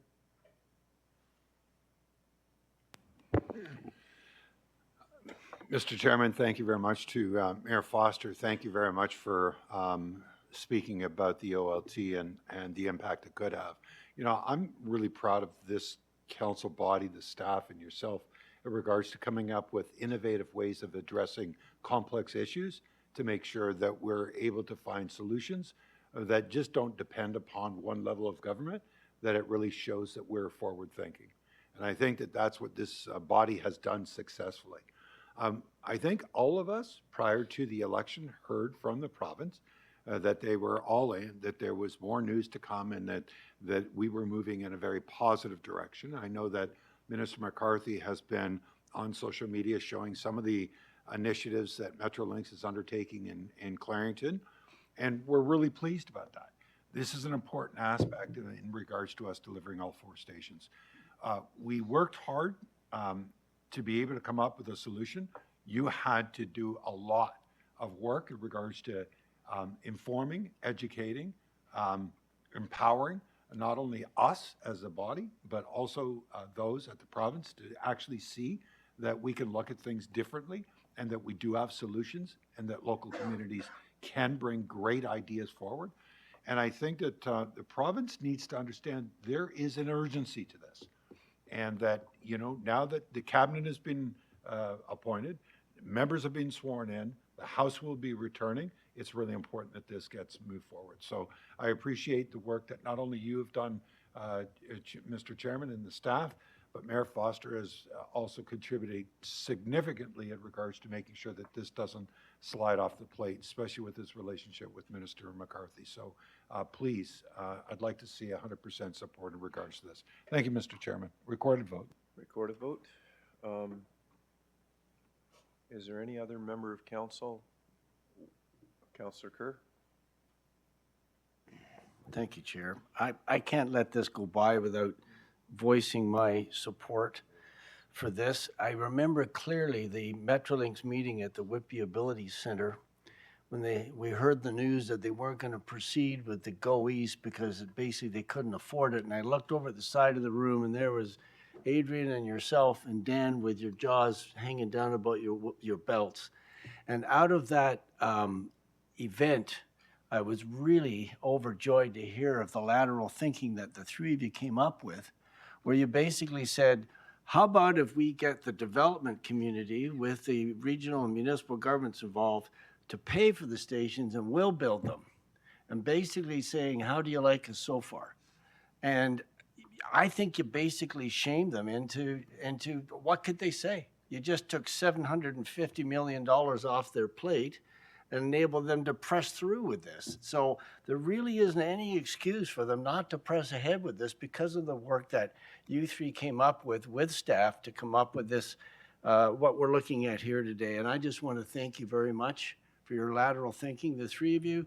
And let's get the vote done. Let's get this go east out here as soon as we can. Thank you. Well, thank you, Councillor Kerr, but nothing would have happened if it wasn't for a great team on the staff level that worked hard on this to make it happen. Okay, Mayor Carter called for a recorded vote on this item. Mr. Clerk, when you're ready. Thank you, Mr. Chair. Recorded vote on the motion is starting now.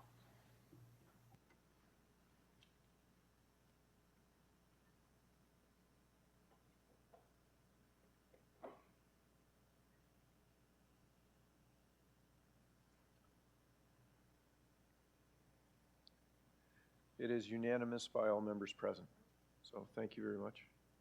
Members of council, we'll move on to the next item, 7.3 under correspondence from the Regional Municipality of York, expression of interest, a bid for the 2030 Commonwealth Games.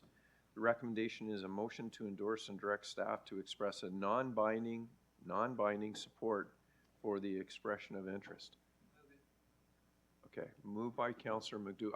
I'm gonna accept that, but I'm gonna ask that you use the buttons when you can. Seconded by Councillor Crawford. So the item is now on the floor. Questions? As the mover, Councillor McDougall. As the seconder, Councillor Crawford. So I don't think we need to record a vote, just a regular vote, Mr. Clerk. So I'll call that vote now. In opposition? Seeing none, that carries. Okay.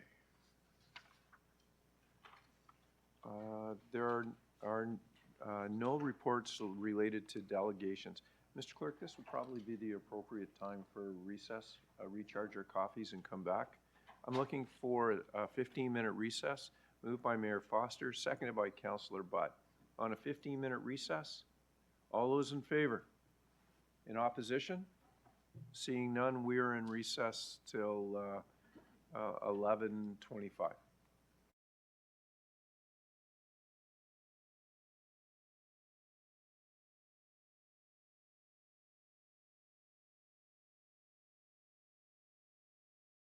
If you could start to take your seats, please.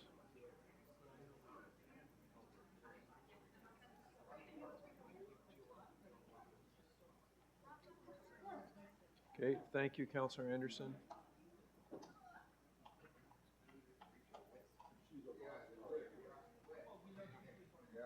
Okay. Mr. Clerk, are you ready? Okay, members of council and staff, I will call this meeting back to order. Mr. Clerk, if you could do a roll call, please. Thank you, Mr. Chair. Electronic roll call is starting now.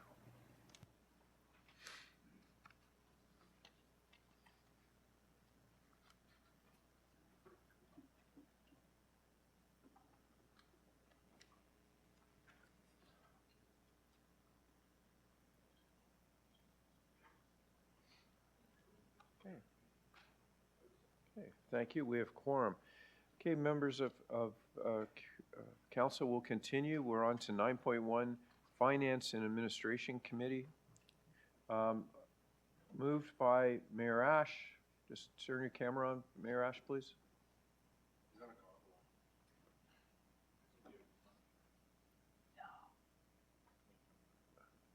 Mr. Clerk. So I'm going to go to the vice chair. Oh, there he is, Mayor Ash. Moved by yourself, seconded by Councillor Gerard, that the recommendations contained in items 2 to 6, inclusive report number 1 of the Finance and Administration Committee, be adopted. Members of council, polls.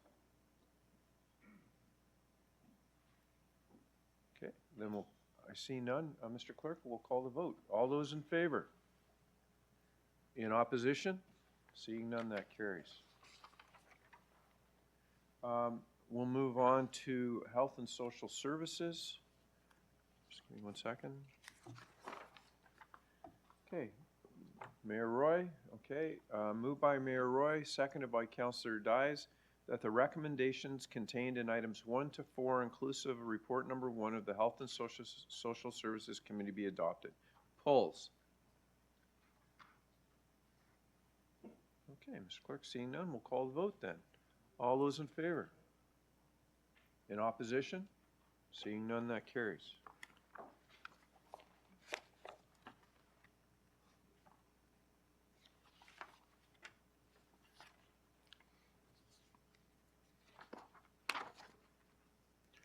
Okay. Moved by Councillor Chapman, seconded by Councillor Pickles, that recommendations contained in item 1 and 2 of report number 2 of the Community Growth and Economic Development Committee be adopted. Polls. Seeing none?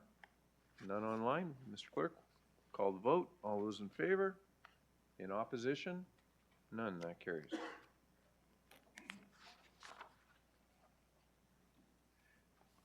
Okay, we'll move on to Works. Moved by Mayor Barton, seconded by Councillor Marion Pietri, that items contained that recommendations contained in items 1 to 3, inclusive of report number 3 of the Works Committee be adopted. Polls. Okay, none online. We'll call the vote. All those in favor? In opposition? Seeing none, that carries. Okay, members of council, that moves us to Committee of the Whole. And I'm going to ask that we deal with these items one at a time. So I'm going to need a mover and a seconder to get them on the floor. So moved by Mayor Foster. Committee of the Whole. Okay, and I'm looking for a seconder, Mayor Watton. The recommendations contained in items 1 to 8, inclusive of report number 3 of the Committee of the Whole, be adopted. Mr. Clerk, I'm going to ask that we pull all of them, and then we'll deal with them one at a time. So the first one is actually Mayor Foster. You asked for item 1. Mr. Chair, yes, I've got an amendment to item 1. Okay. Okay, you have a seconder on the amendment? That'd be Councillor Dyes. Councillor Dyes. Okay, Mr. Clerk, do you have the amendment?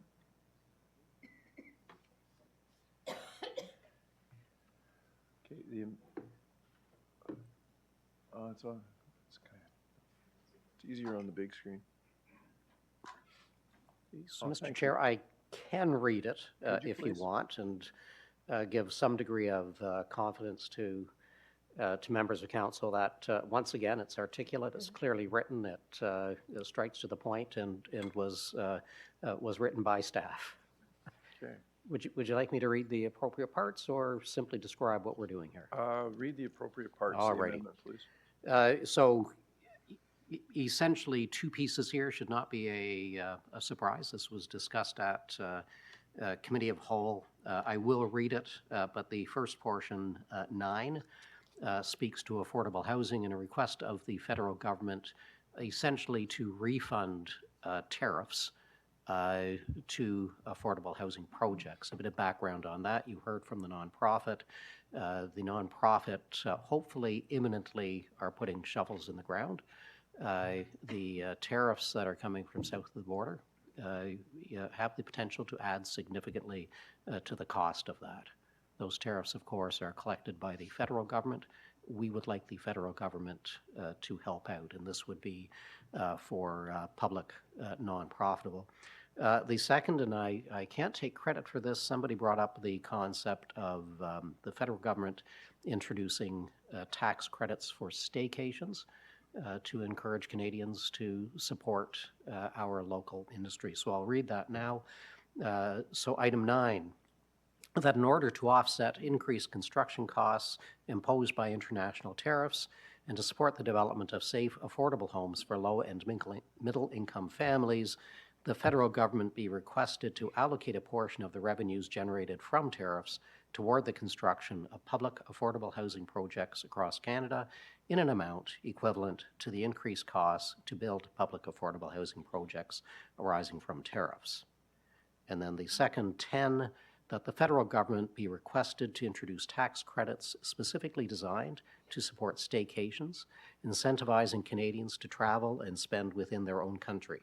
This initiative would promote local tourism, stimulate regional economies, and create new opportunities for businesses in sectors such as hospitality, leisure, and retail, all while contributing to a more sustainable domestic tourism model in the face of changing global travel trends. And then I'm going to suggest a list of the usual suspects to whom we would distribute this. Okay, thank you. Councillor Dyes is the seconder. Thank you, Chair. I think it's very, very important that we start to find some funding for affordable housing because we are in a crisis, and I think here's an opportunity that could alleviate that. And it's the same with our small businesses as well. We don't know what the impacts are going to be, and we need to provide some opportunities for businesses in our communities to thrive. So I do support these changes to the motion. Thank you. Thank you. Mayor Carter, you were on my list and it dropped? Yeah, not on this. Got it. Okay. Thank you. Mayor Barton? Thank you very much, Mr. Chair. Just on the amendment, I'm wondering if Mayor Foster and Councillor Dyes would take a friendly, instead of only the increased costs due to tariffs on affordable housing, how about all municipal infrastructure?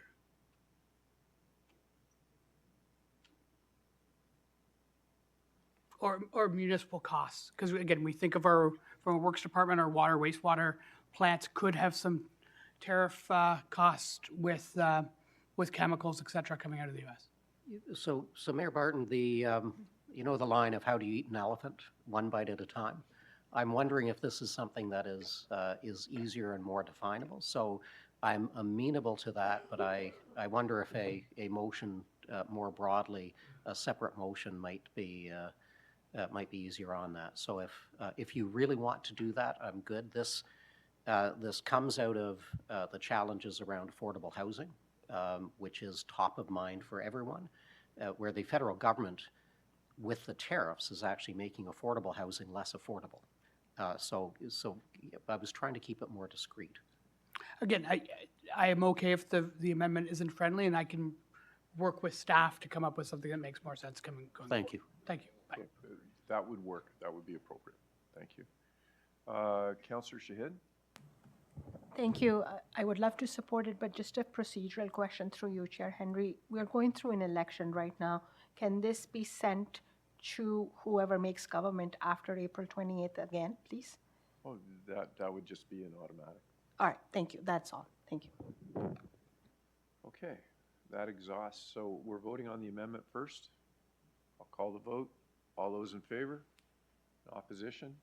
Seeing none, that carries. On the main motion as amended, Mayor Carter? Thank you very much, Mr. Chairman. I just wanted to follow up.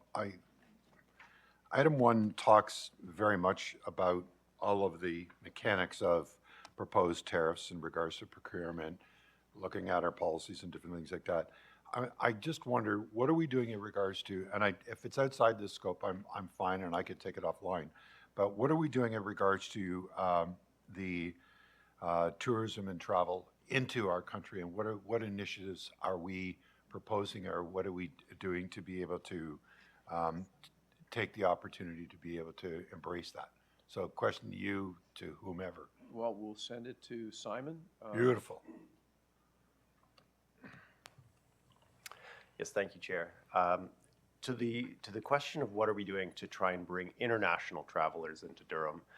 So Durham Tourism has non-specific advertising and marketing that we do through social channels, through our website, through various purchased media to try and appeal to broad audiences, to attract them to the region, to try and appeal specifically to U.S. audiences or other international audiences to attract them to Durham region specifically. It would require a very concerted effort and likely some budget associated with that to be effective, to be a campaign that moved the needle on bringing in that type of spending.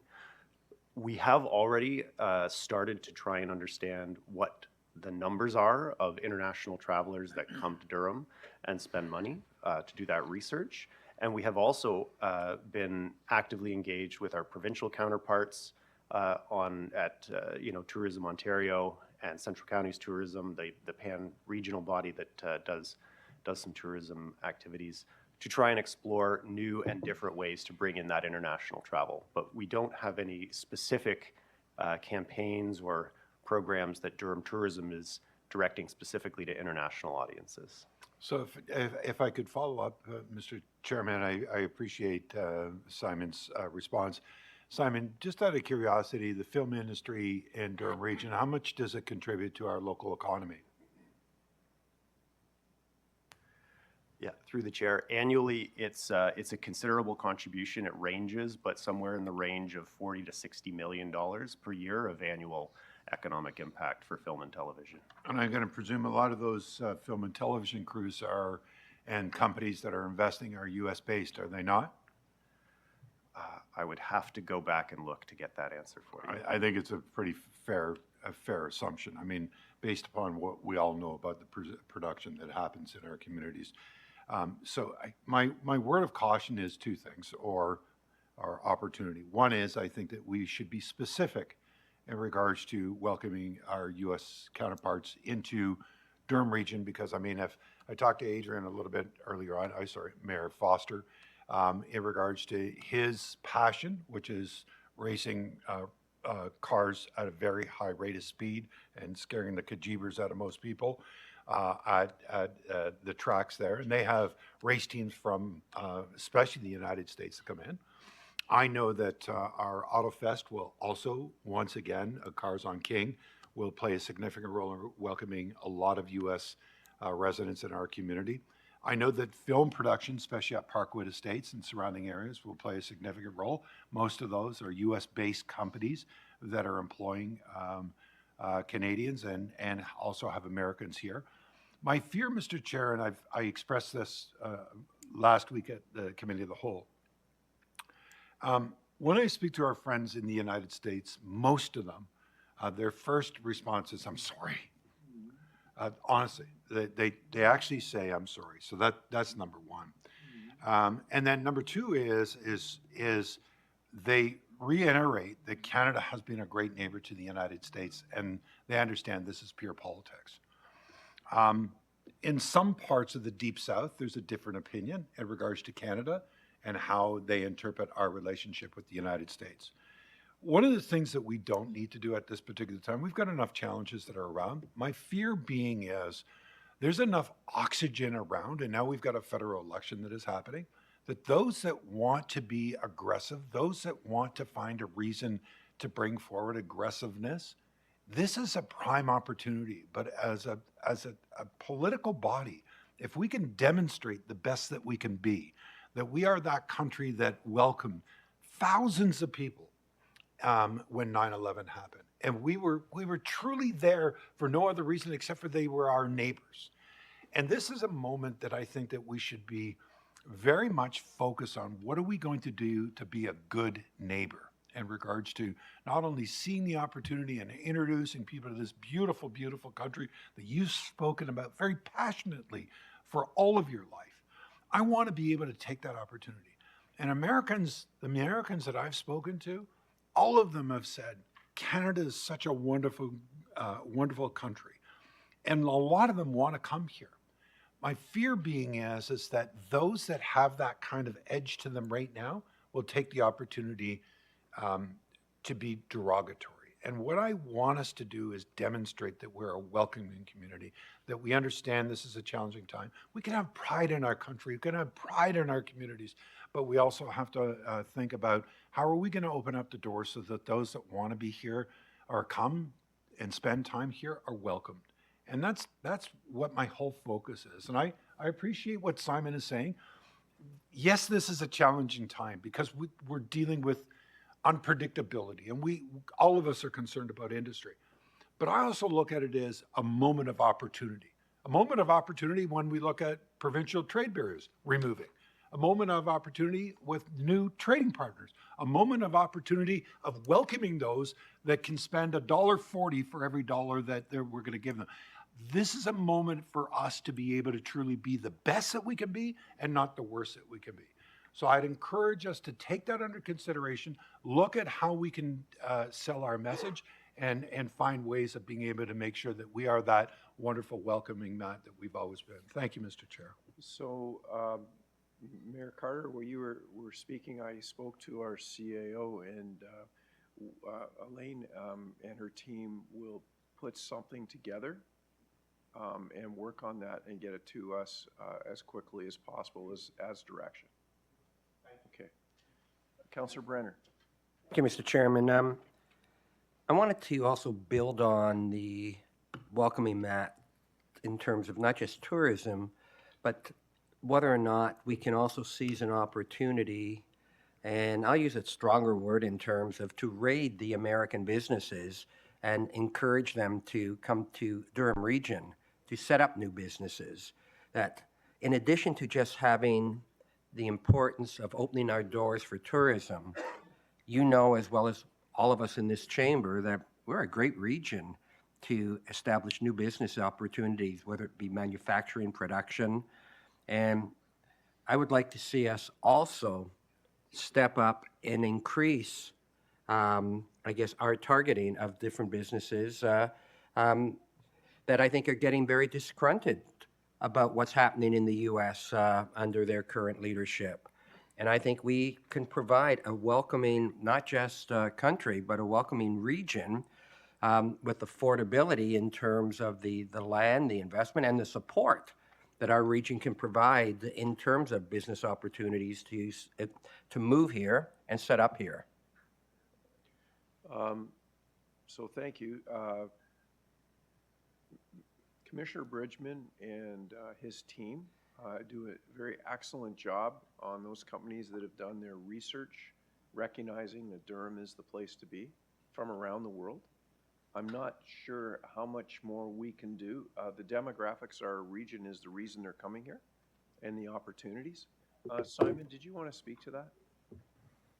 Sure, Chair. Just very quickly to reassure the councillor through you, Chair, that we are definitely targeting industries that we feel have a very high likelihood of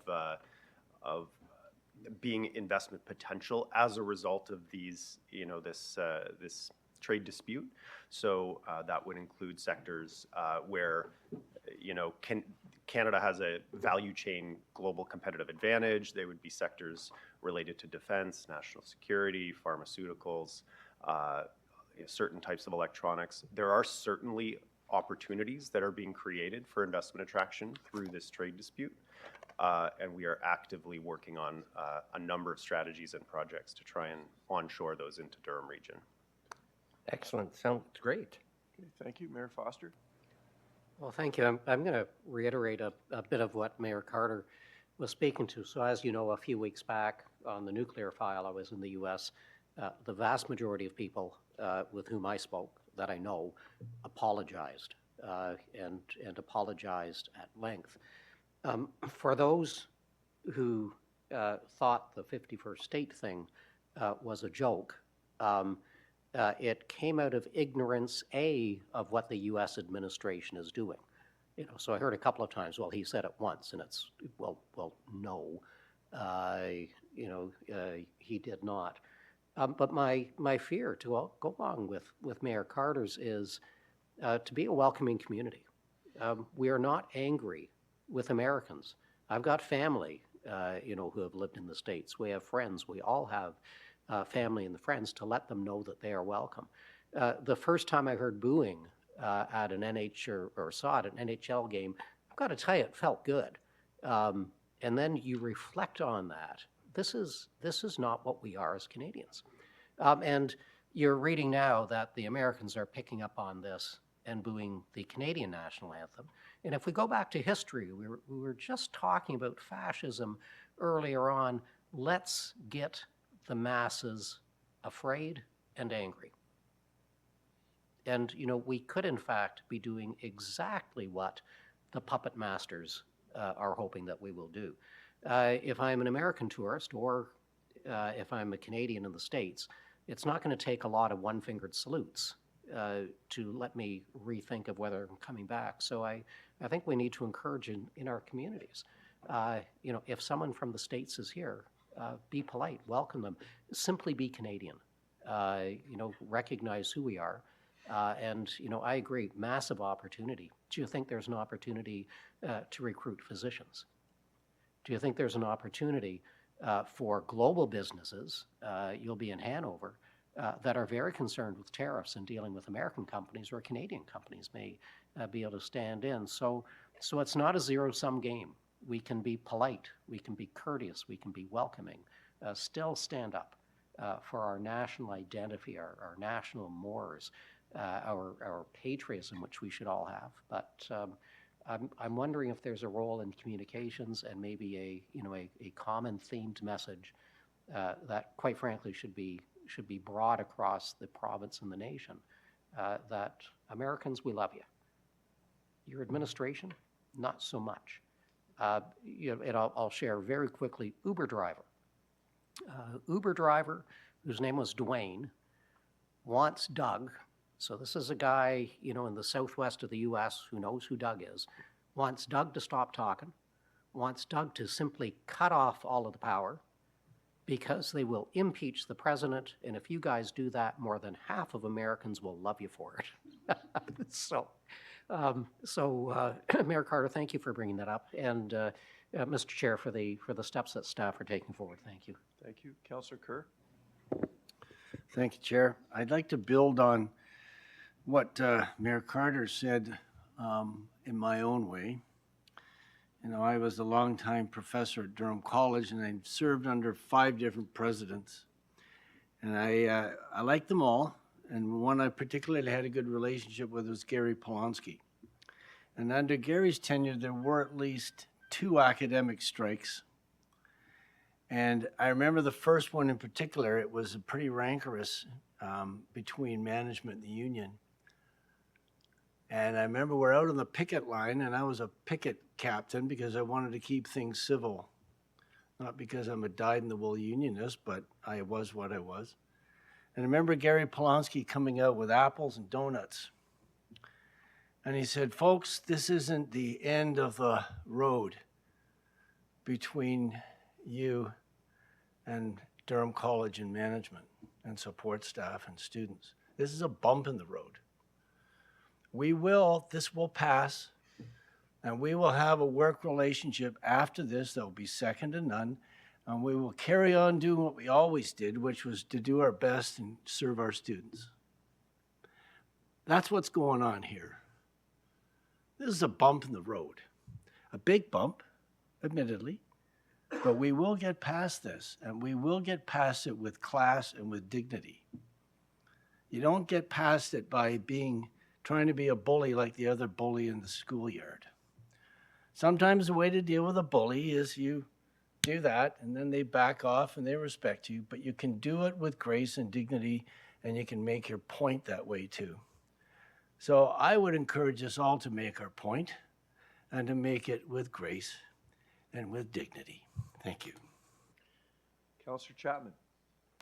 Thank you, Mr. Chair. One of the things that's come out of this is that Canadians are becoming more Canadians, and I agree with this whole thing about, you know, I saw a thing there that's saying if you shouldn't be yelling and booing the American national anthem when you're in that hockey game. If you want to have some kind of thing, just sit down quietly and then sing "O Canada" louder and yell and cheer. But it has presented opportunities, and this report is a good report, and I know our staff are going to continue to working on other things like tourism and things like that. And believe it or not, we get a lot of Americans at the Canadian Tank Museum up in the, so we're not taking down any of our American flags because we want to welcome them. A lot of them are American vets that our vets served with in various places. But opportunity presents itself. We've heard on the news that even Quebecers are calling themselves Canadians now, not more so than Quebecers. Hey, we're Canadian, which is kind of hasn't been heard for a while. But our staff too, you take Commissioner Bridgman and Simon are going over to this massive, whatever the hell it is, the exhibition thing in Hanover. considering how our European allies are just as frustrated with the Americans as we are, golden opportunity. They're going to be there for a week talking to, probably spending more time with European companies about coming to Canada. And the other side of that, of course, is the opening of the provincial trade barriers. So it is presenting ourselves, and I know our staff are taking advantage of that. I know Mr. Bridgman and Simon will, and all those representatives from the local governments that are going on this too, will make those pitches to those European companies that are just as confused and just as upset with what the Big Orange Menace is doing, and not the NDP, right? Is doing to all our countries, and we will get through this. And I congratulate staff on putting this together, and I think it's a good start. And I know our staff, some of these documents are they're live all the time, and they look at new ways that they can do it within their delegated authority. And if they don't have a delegated authority to something, then they'll certainly bring it back to us to get the approval. So congratulations on this, and we just keep that sort of welcoming, semi-stiff upper lip, as the British used to say. Thank you. Councilor Pietri.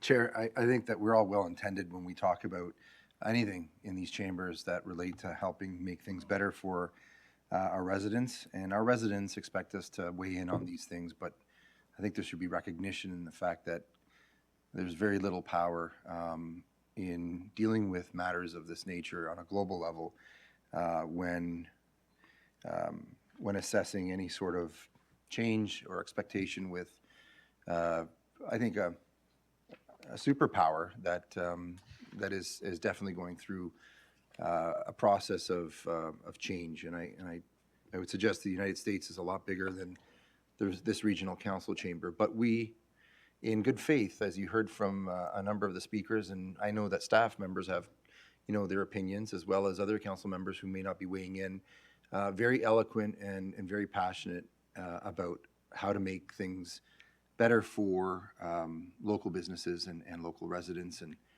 to provide that hope, because I think that that's what we've all been charged to do, to provide hope and to put our best foot forward and to do whatever we can to advance intelligent debate and propose changes at other levels that that help that process move forward. One of the things that I do believe, and I think it's probably not widely, I wouldn't say not widely, but it may be unorthodox or maybe counterintuitive for some, but the Wall Street Journal wrote an article. Until that point, I thought maybe I was a little off in my perspective, but I think a lot of people are coming to the same conclusion that Mayor Carter was drawing, and one that I share, of like mind, in the sense that we have to be very careful of the measures that we put into place, because things change dramatically, and the last thing that we want is to impact the businesses and the families and the operations that are essentially in need of our stable sort of outlook. Counter tariffs are one of those issues, and I think that the article that I read and the position that I've had, whether it makes a difference or not, is that being careful and not weighing in heavily on matters that that essentially need to be reversed after, or that have impacts that would cause the industry to further be inflicted with the kind of pain that they didn't expect, is something that we have to be cognizant of and be very careful of. The other is running the clock, and I think that time, as we've heard and feel in numerous cases, time is something that can help heal a lot of the concerns, and probably one of the more intelligent things to do is to run the clock sometimes on some of these things. I know that our reaction would be to do X and because of Y, but I think in the next couple of years, hopefully, saner heads will prevail. They will, because other geopolitical plays take on a life of their own, and they're as consequential, if not more. there are crises that occur in people's administrations, and I think that as part of it, these issues start to sort of look a little differently in those administrative eyes. And if, I'm not trying to be vague, but you know, there is a sort of play for a particular leader that we are, you know, discussing today south of us to sort of change direction and change perspective. And people have that right to do that. We also have the right to want to be upset. We just have to be very careful of the moves that we make because we may upset the apple cart further. So in having said that, if anybody wants to read the Wall Street Journal's article, it's titled, "Canada Can Beat Trump's Tariffs by Waiting Them Out." And it's not a popular assessment, may not make sense for some, but in the long term, may be the best option. Okay, thank you. Mr. Clerk, that exhausts the speakers list. So on item 1 of the Committee of the Whole, as amended, I'll call the vote. Recorded vote called by Councillor Chapman. Thank you, Mr. Chair. Recorded vote on item number 1 of the Committee of the Whole report as amended is starting now.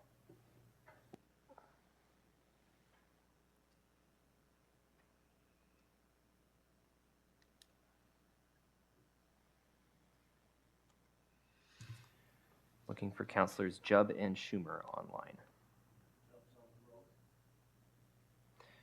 Second call for Councillors Jubb and Schumer.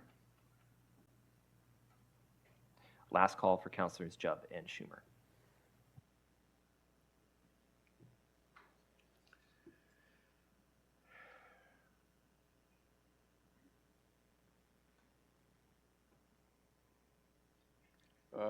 Unanimous amongst all members present. We'll move on to item number 2, Housing and Homelessness Service and Financing Strategy. Councillor Neal. Yeah, thanks, Mr. Chair. I have a question on it's it says that the affordable the bottom, the end of the amendment reads affordable housing and recreational facilities. We all know that municipalities have recreational facilities, so I just want some clarification on please. Please, Mr. Chair. Go ahead, please. Thank you. Through you, Mr. Chair. This refers to a motion that was put forward by Mayor Collier and added to this report as an amendment. And he was asking that we explore the use of regional land that is perhaps over top of underground infrastructure that we own as possible sites for affordable housing or recreation facilities. Staff did agree that we could certainly investigate. The intent was not that the region would be building or operating the recreation facilities. It was simply looking at whether or not we had any land in those areas that could be considered surplus and used for housing or recreation purposes. Okay, so in other words, the community centers that are run by the municipalities, that they're not going to be affected by this amendment? Not at all. From what I heard. No, not at all. This is looking forward to the possible need for additional facilities as communities grow, and would regional land be available in some cases to accommodate some of those needs. Okay, thank you. Councillor Chapman? Yeah, just to the CAO, and in some cases, recreation facilities could mean things like soccer fields or something like that. Sort of like the small reservoir that's on Somerville in Oshawa has a soccer field on top of it. So that's the type of recreation facilities we'd also look at, which is, in my view, is probably more realistic, being over like a pumping station or something, because it's all grassed anyway, right? Yes, that's correct. And it would really be up to the local municipalities to identify their need, but that is absolutely correct. Right, thank you. So on item number 2, seeing no more questions, I'll call the vote. All those in favor? In opposition? Seeing none, that carries. We'll move on to item number 3, authorization to enter into a new agreement with Brooklyn Northeast Developments, CR Inc. for the construction of Zone 4 feeder main on Thixons Road. Can I get questions?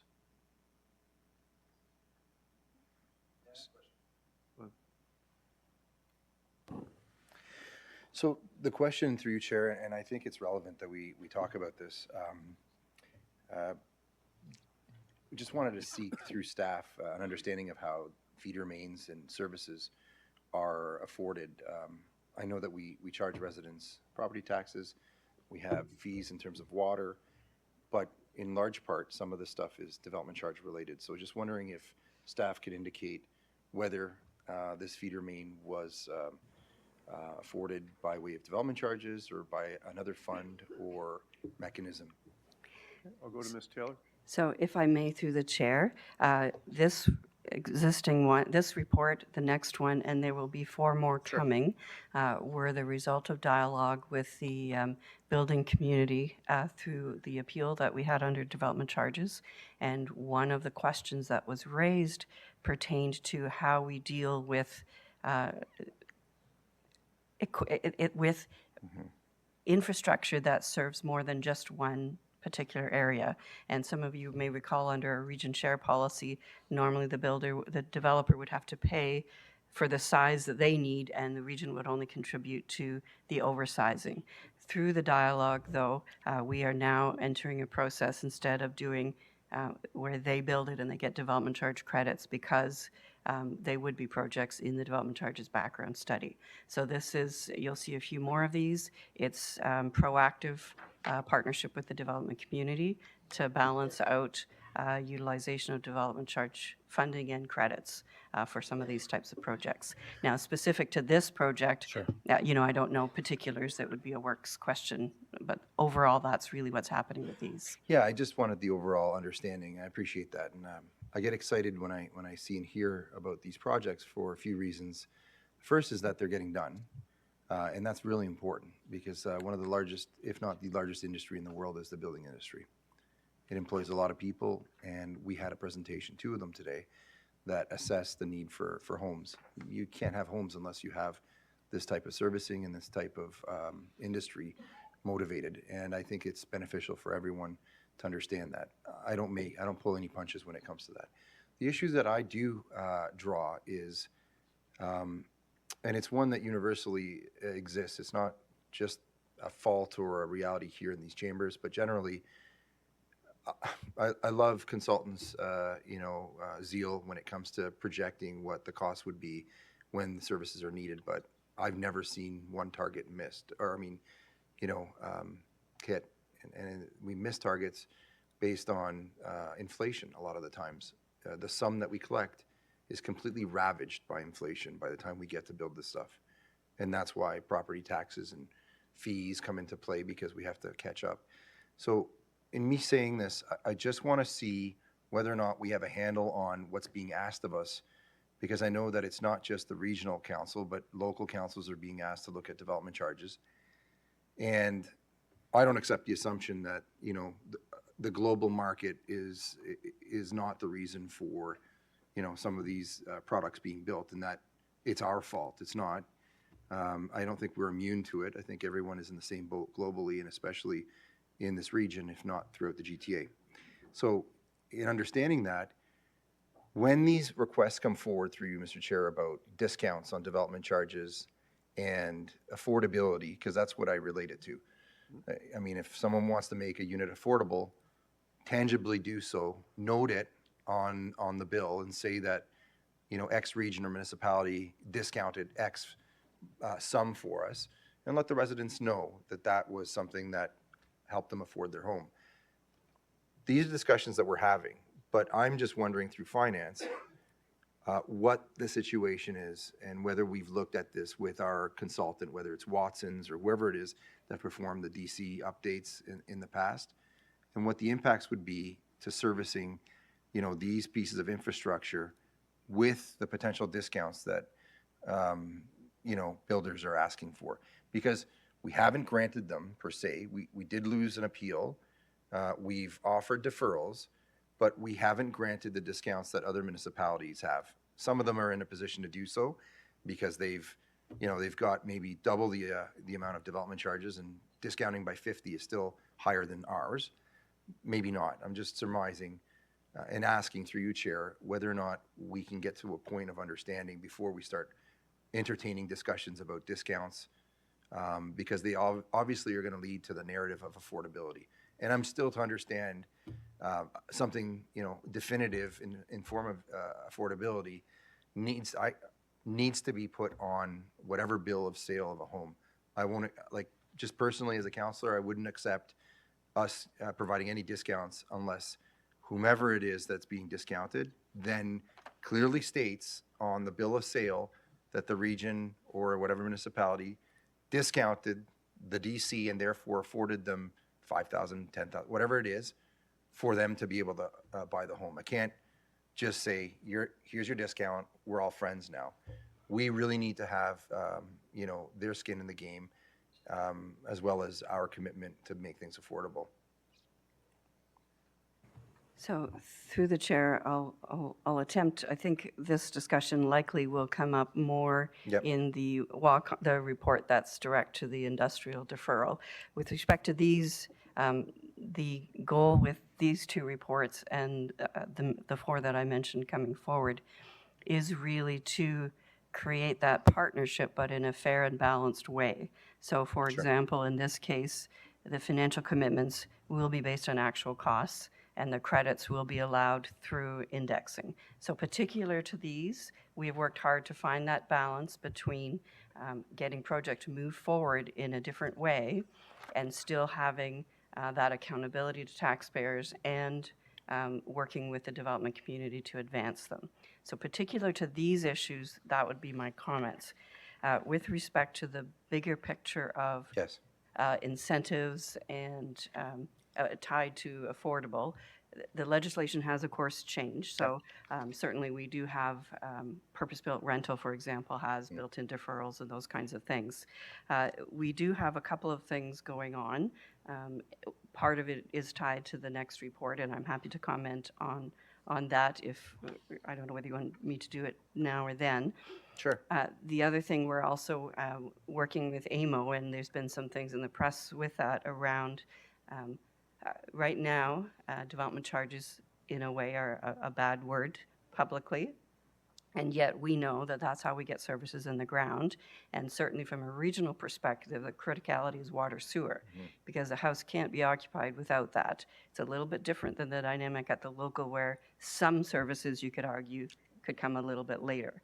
So we are boxed into a bit of a corner with respect to how far we can go, particularly because we have some major growth-related projects that we're staring at on the water sewer, that if I have to allow too much, I'll say, flexibility on the development funding side, then we simply won't have enough cash flow to do those projects. And then we're sort of, if I may say, cutting off our nose to spite our face, in that we can't build the water sewer so that the homes can open if we don't have enough money to build the water sewer.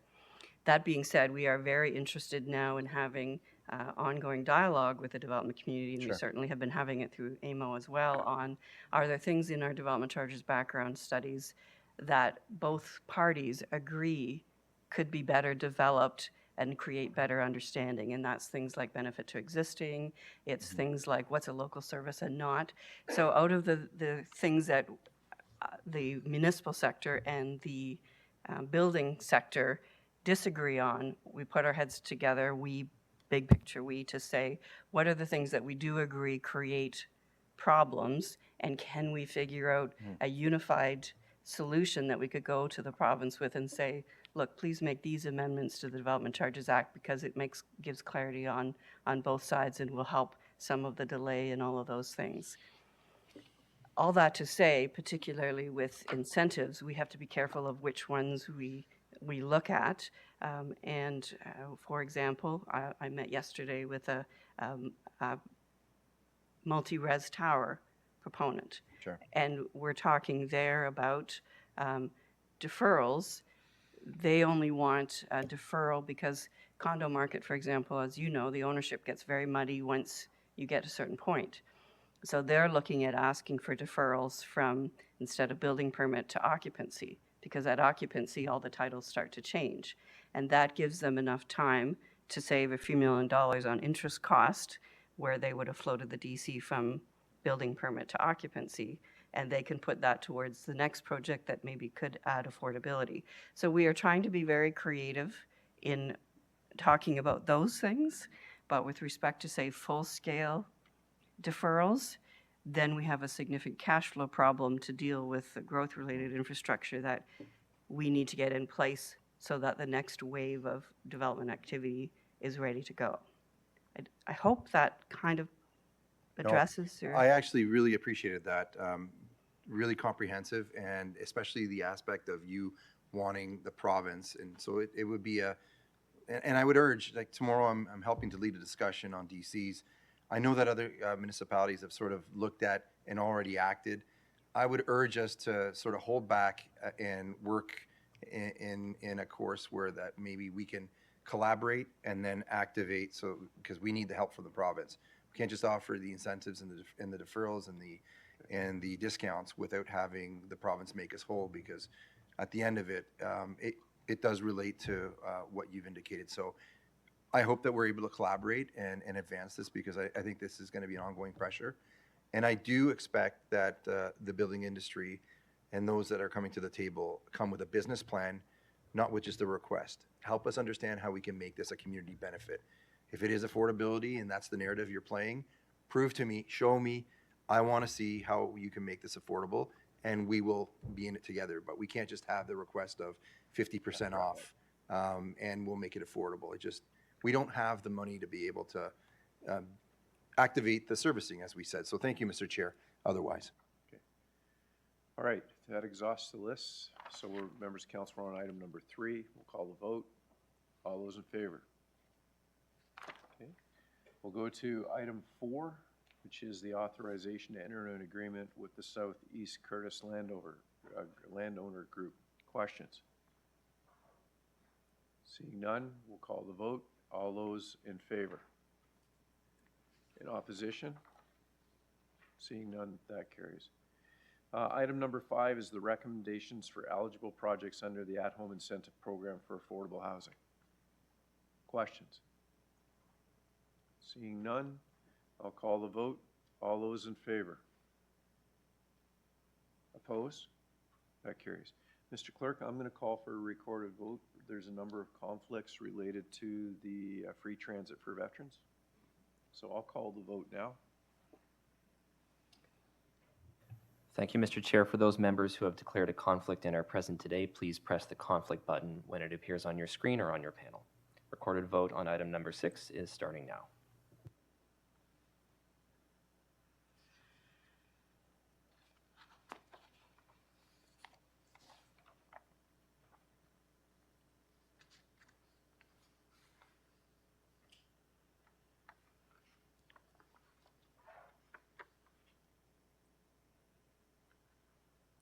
That carries.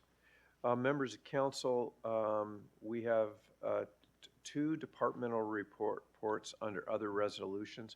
Mr. Clerk, can I get them both? Sorry. Still have items 7 and 8 for Cal report. Oh, sorry.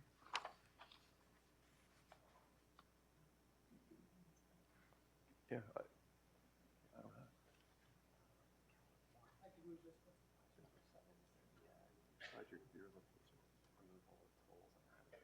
Okay, so item number 7 is the removal of the tolls on Highway 407 from Brock Road to the 115. I heard you, Mayor Barton, seconded by Councillor McCaughey. Oh, sorry, it's already moved. I apologize. So questions? Seeing none, I'll call the vote. All those in favor?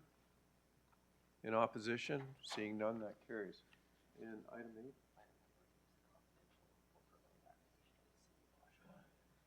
Okay, can you lift up your computer? I'm sorry, members of council, I didn't print the addendum. So item number 8 is the confidential report of the Commissioner of Works and Finance Social for proposed pending acquisition of land or acquisition or disposition of land for regional corporation purposes as it relates to acquiring property in the city of Oshawa.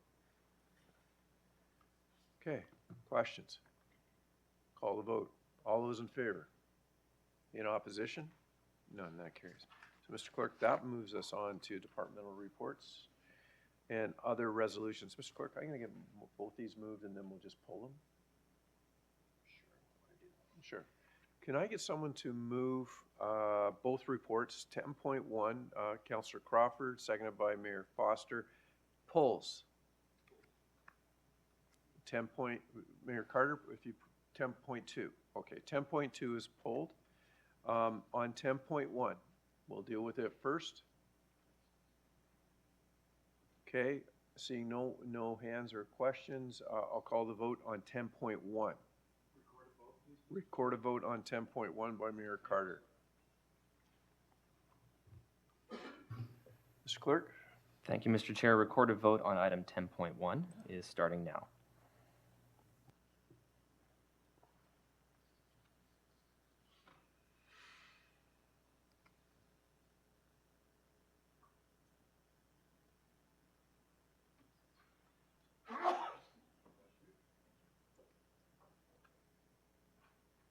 Okay, that carries.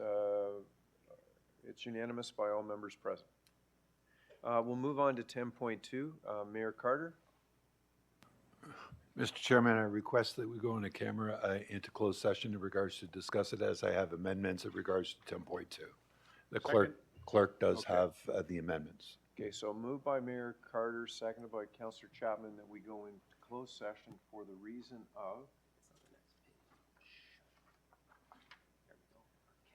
So, Mayor Carter will be for a position, plan, procedure, a criteria for instruction to be applied to any negotiations carried on or to be carried on by or on behalf of the regional corporation.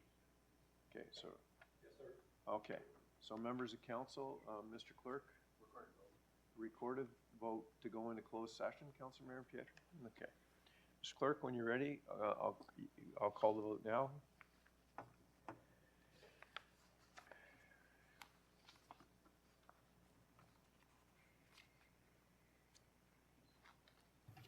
Thank you, Mr. Chair. Recorded vote on the motion to enter into closed session to discuss report CAL 15 is starting now.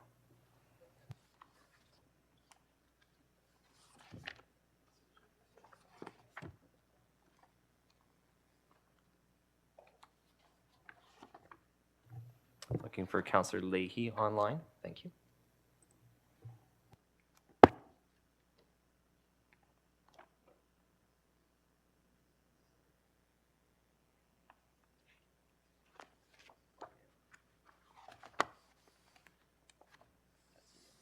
Okay, that's unanimous. Mr. Clerk, how long do you need to get the room set up? Members of council, 10-minute recess. Grab yourselves a cup of coffee. I'm looking for that motion. Moved by Mayor Carter, seconded by Councillor Butt on a 10-minute recess. All those in favor? In opposition? Seeing none, Mr. Clerk, we're in recess, so, but just 10 minutes, guys. Or council, please.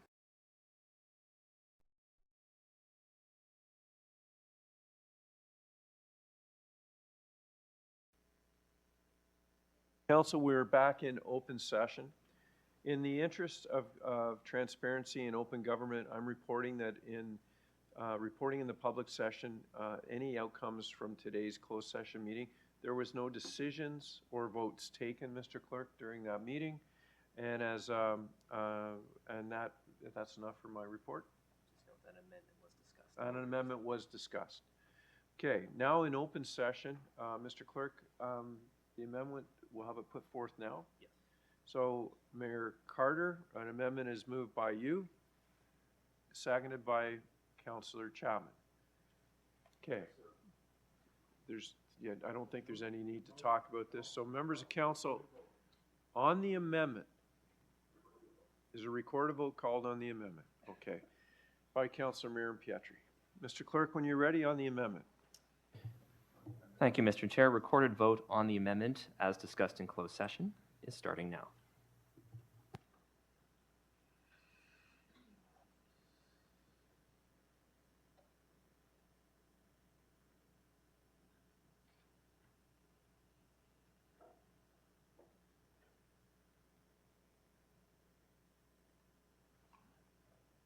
Okay, that carries. On the main motion, on the main motion, sorry. On the main motion as amended, recorded vote called by Councillor Miriam Pietri. Thank you, Mr. Chair. Recorded vote on the main motion as amended is starting now.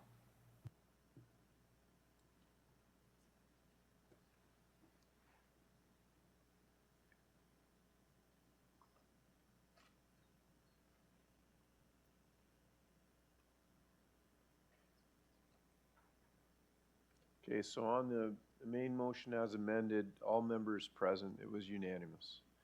Members of council, there was an error in a vote earlier today on Committee of the Whole related to Veterans Transit. Councillor Jubb?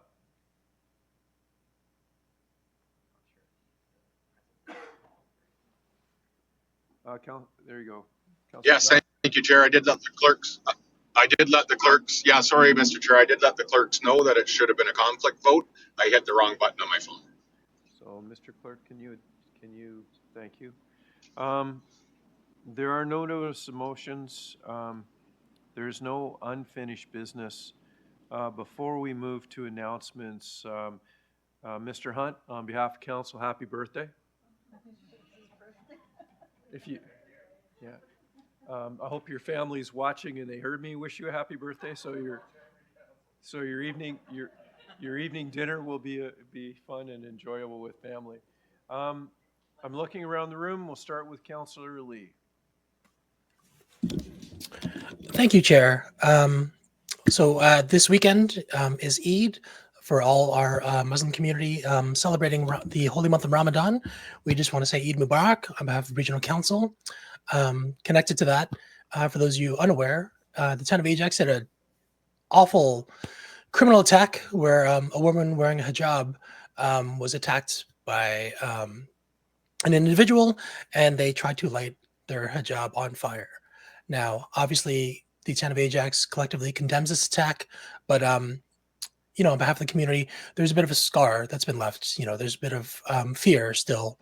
So the town of Ajax on April 4th from 6 to 7:30 is having a community healing event. We welcome all residents across the region to attend. It's called the Together in Peace community healing event. For more details, please go to ajax.ca/togetherinpeace. And again, we wish a safe Ramadan for all our residents practicing. Thank you, Chair. Councillor Chapman? Thank you, Mr. Chair. Just on April the 12th in the evening at Heritage Hall, which is in Purple Woods, Cloca will be having an event that is Sips and Savories. It's a function to celebrate the 50th anniversary of us doing maple syrup, collecting maple syrup up there in Purple Woods and processing it. There is going to be a Stuttering John's has got some smokehouse catering. The town brewery has brewed a special maple cream ale for the event. There'll be some music. It is $60 per person, which includes tax. If you'd like to join us up there, go online on Cloca and under events and buy your tickets. Thank you very much. Mayor Foster. Well, thank you, Mr. Chair. For those of you who are not familiar with Stuttering John's, you will want to go and become familiar with Stuttering John's. The food is amazing. Just very briefly, Mr. Chair, we had Mr. Richard Ward here earlier, whose idea of trying to ban Russian hockey players, not something that we can do. Perhaps not a debate that we even want to enter into. However, his point on that and part of his heritage was in support of the Ukraine. His concerns with what is going on, again, it's on an international basis. I want to thank him for his passion on that, but if some of you were somewhat confused as to why he would be here, it's a passion for stepping up against the aggression that Russia is showing to the Ukraine and stepping up in support of the Ukraine, the Ukrainian people, and of course the many, many, many families that we have here in Durham of Ukrainian descent. Thank you. Councillor Jubb, there is an important day coming up in Sunderland. Did you want to speak to it, or would you like me to speak to it?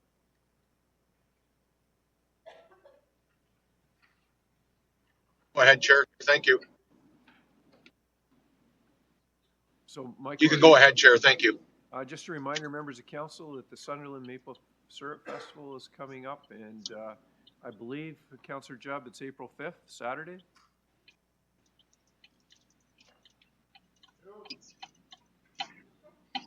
Mayor Barton? 5th and 6th opening ceremonies on the 5th at 9:45. All right, I was just trying to help you out. Okay, so if you'd like to join me there, I'll buy you a pea mill or pancakes. Mayor Barton, you're going to do the bylaws for today, please? Yes, happy to do it.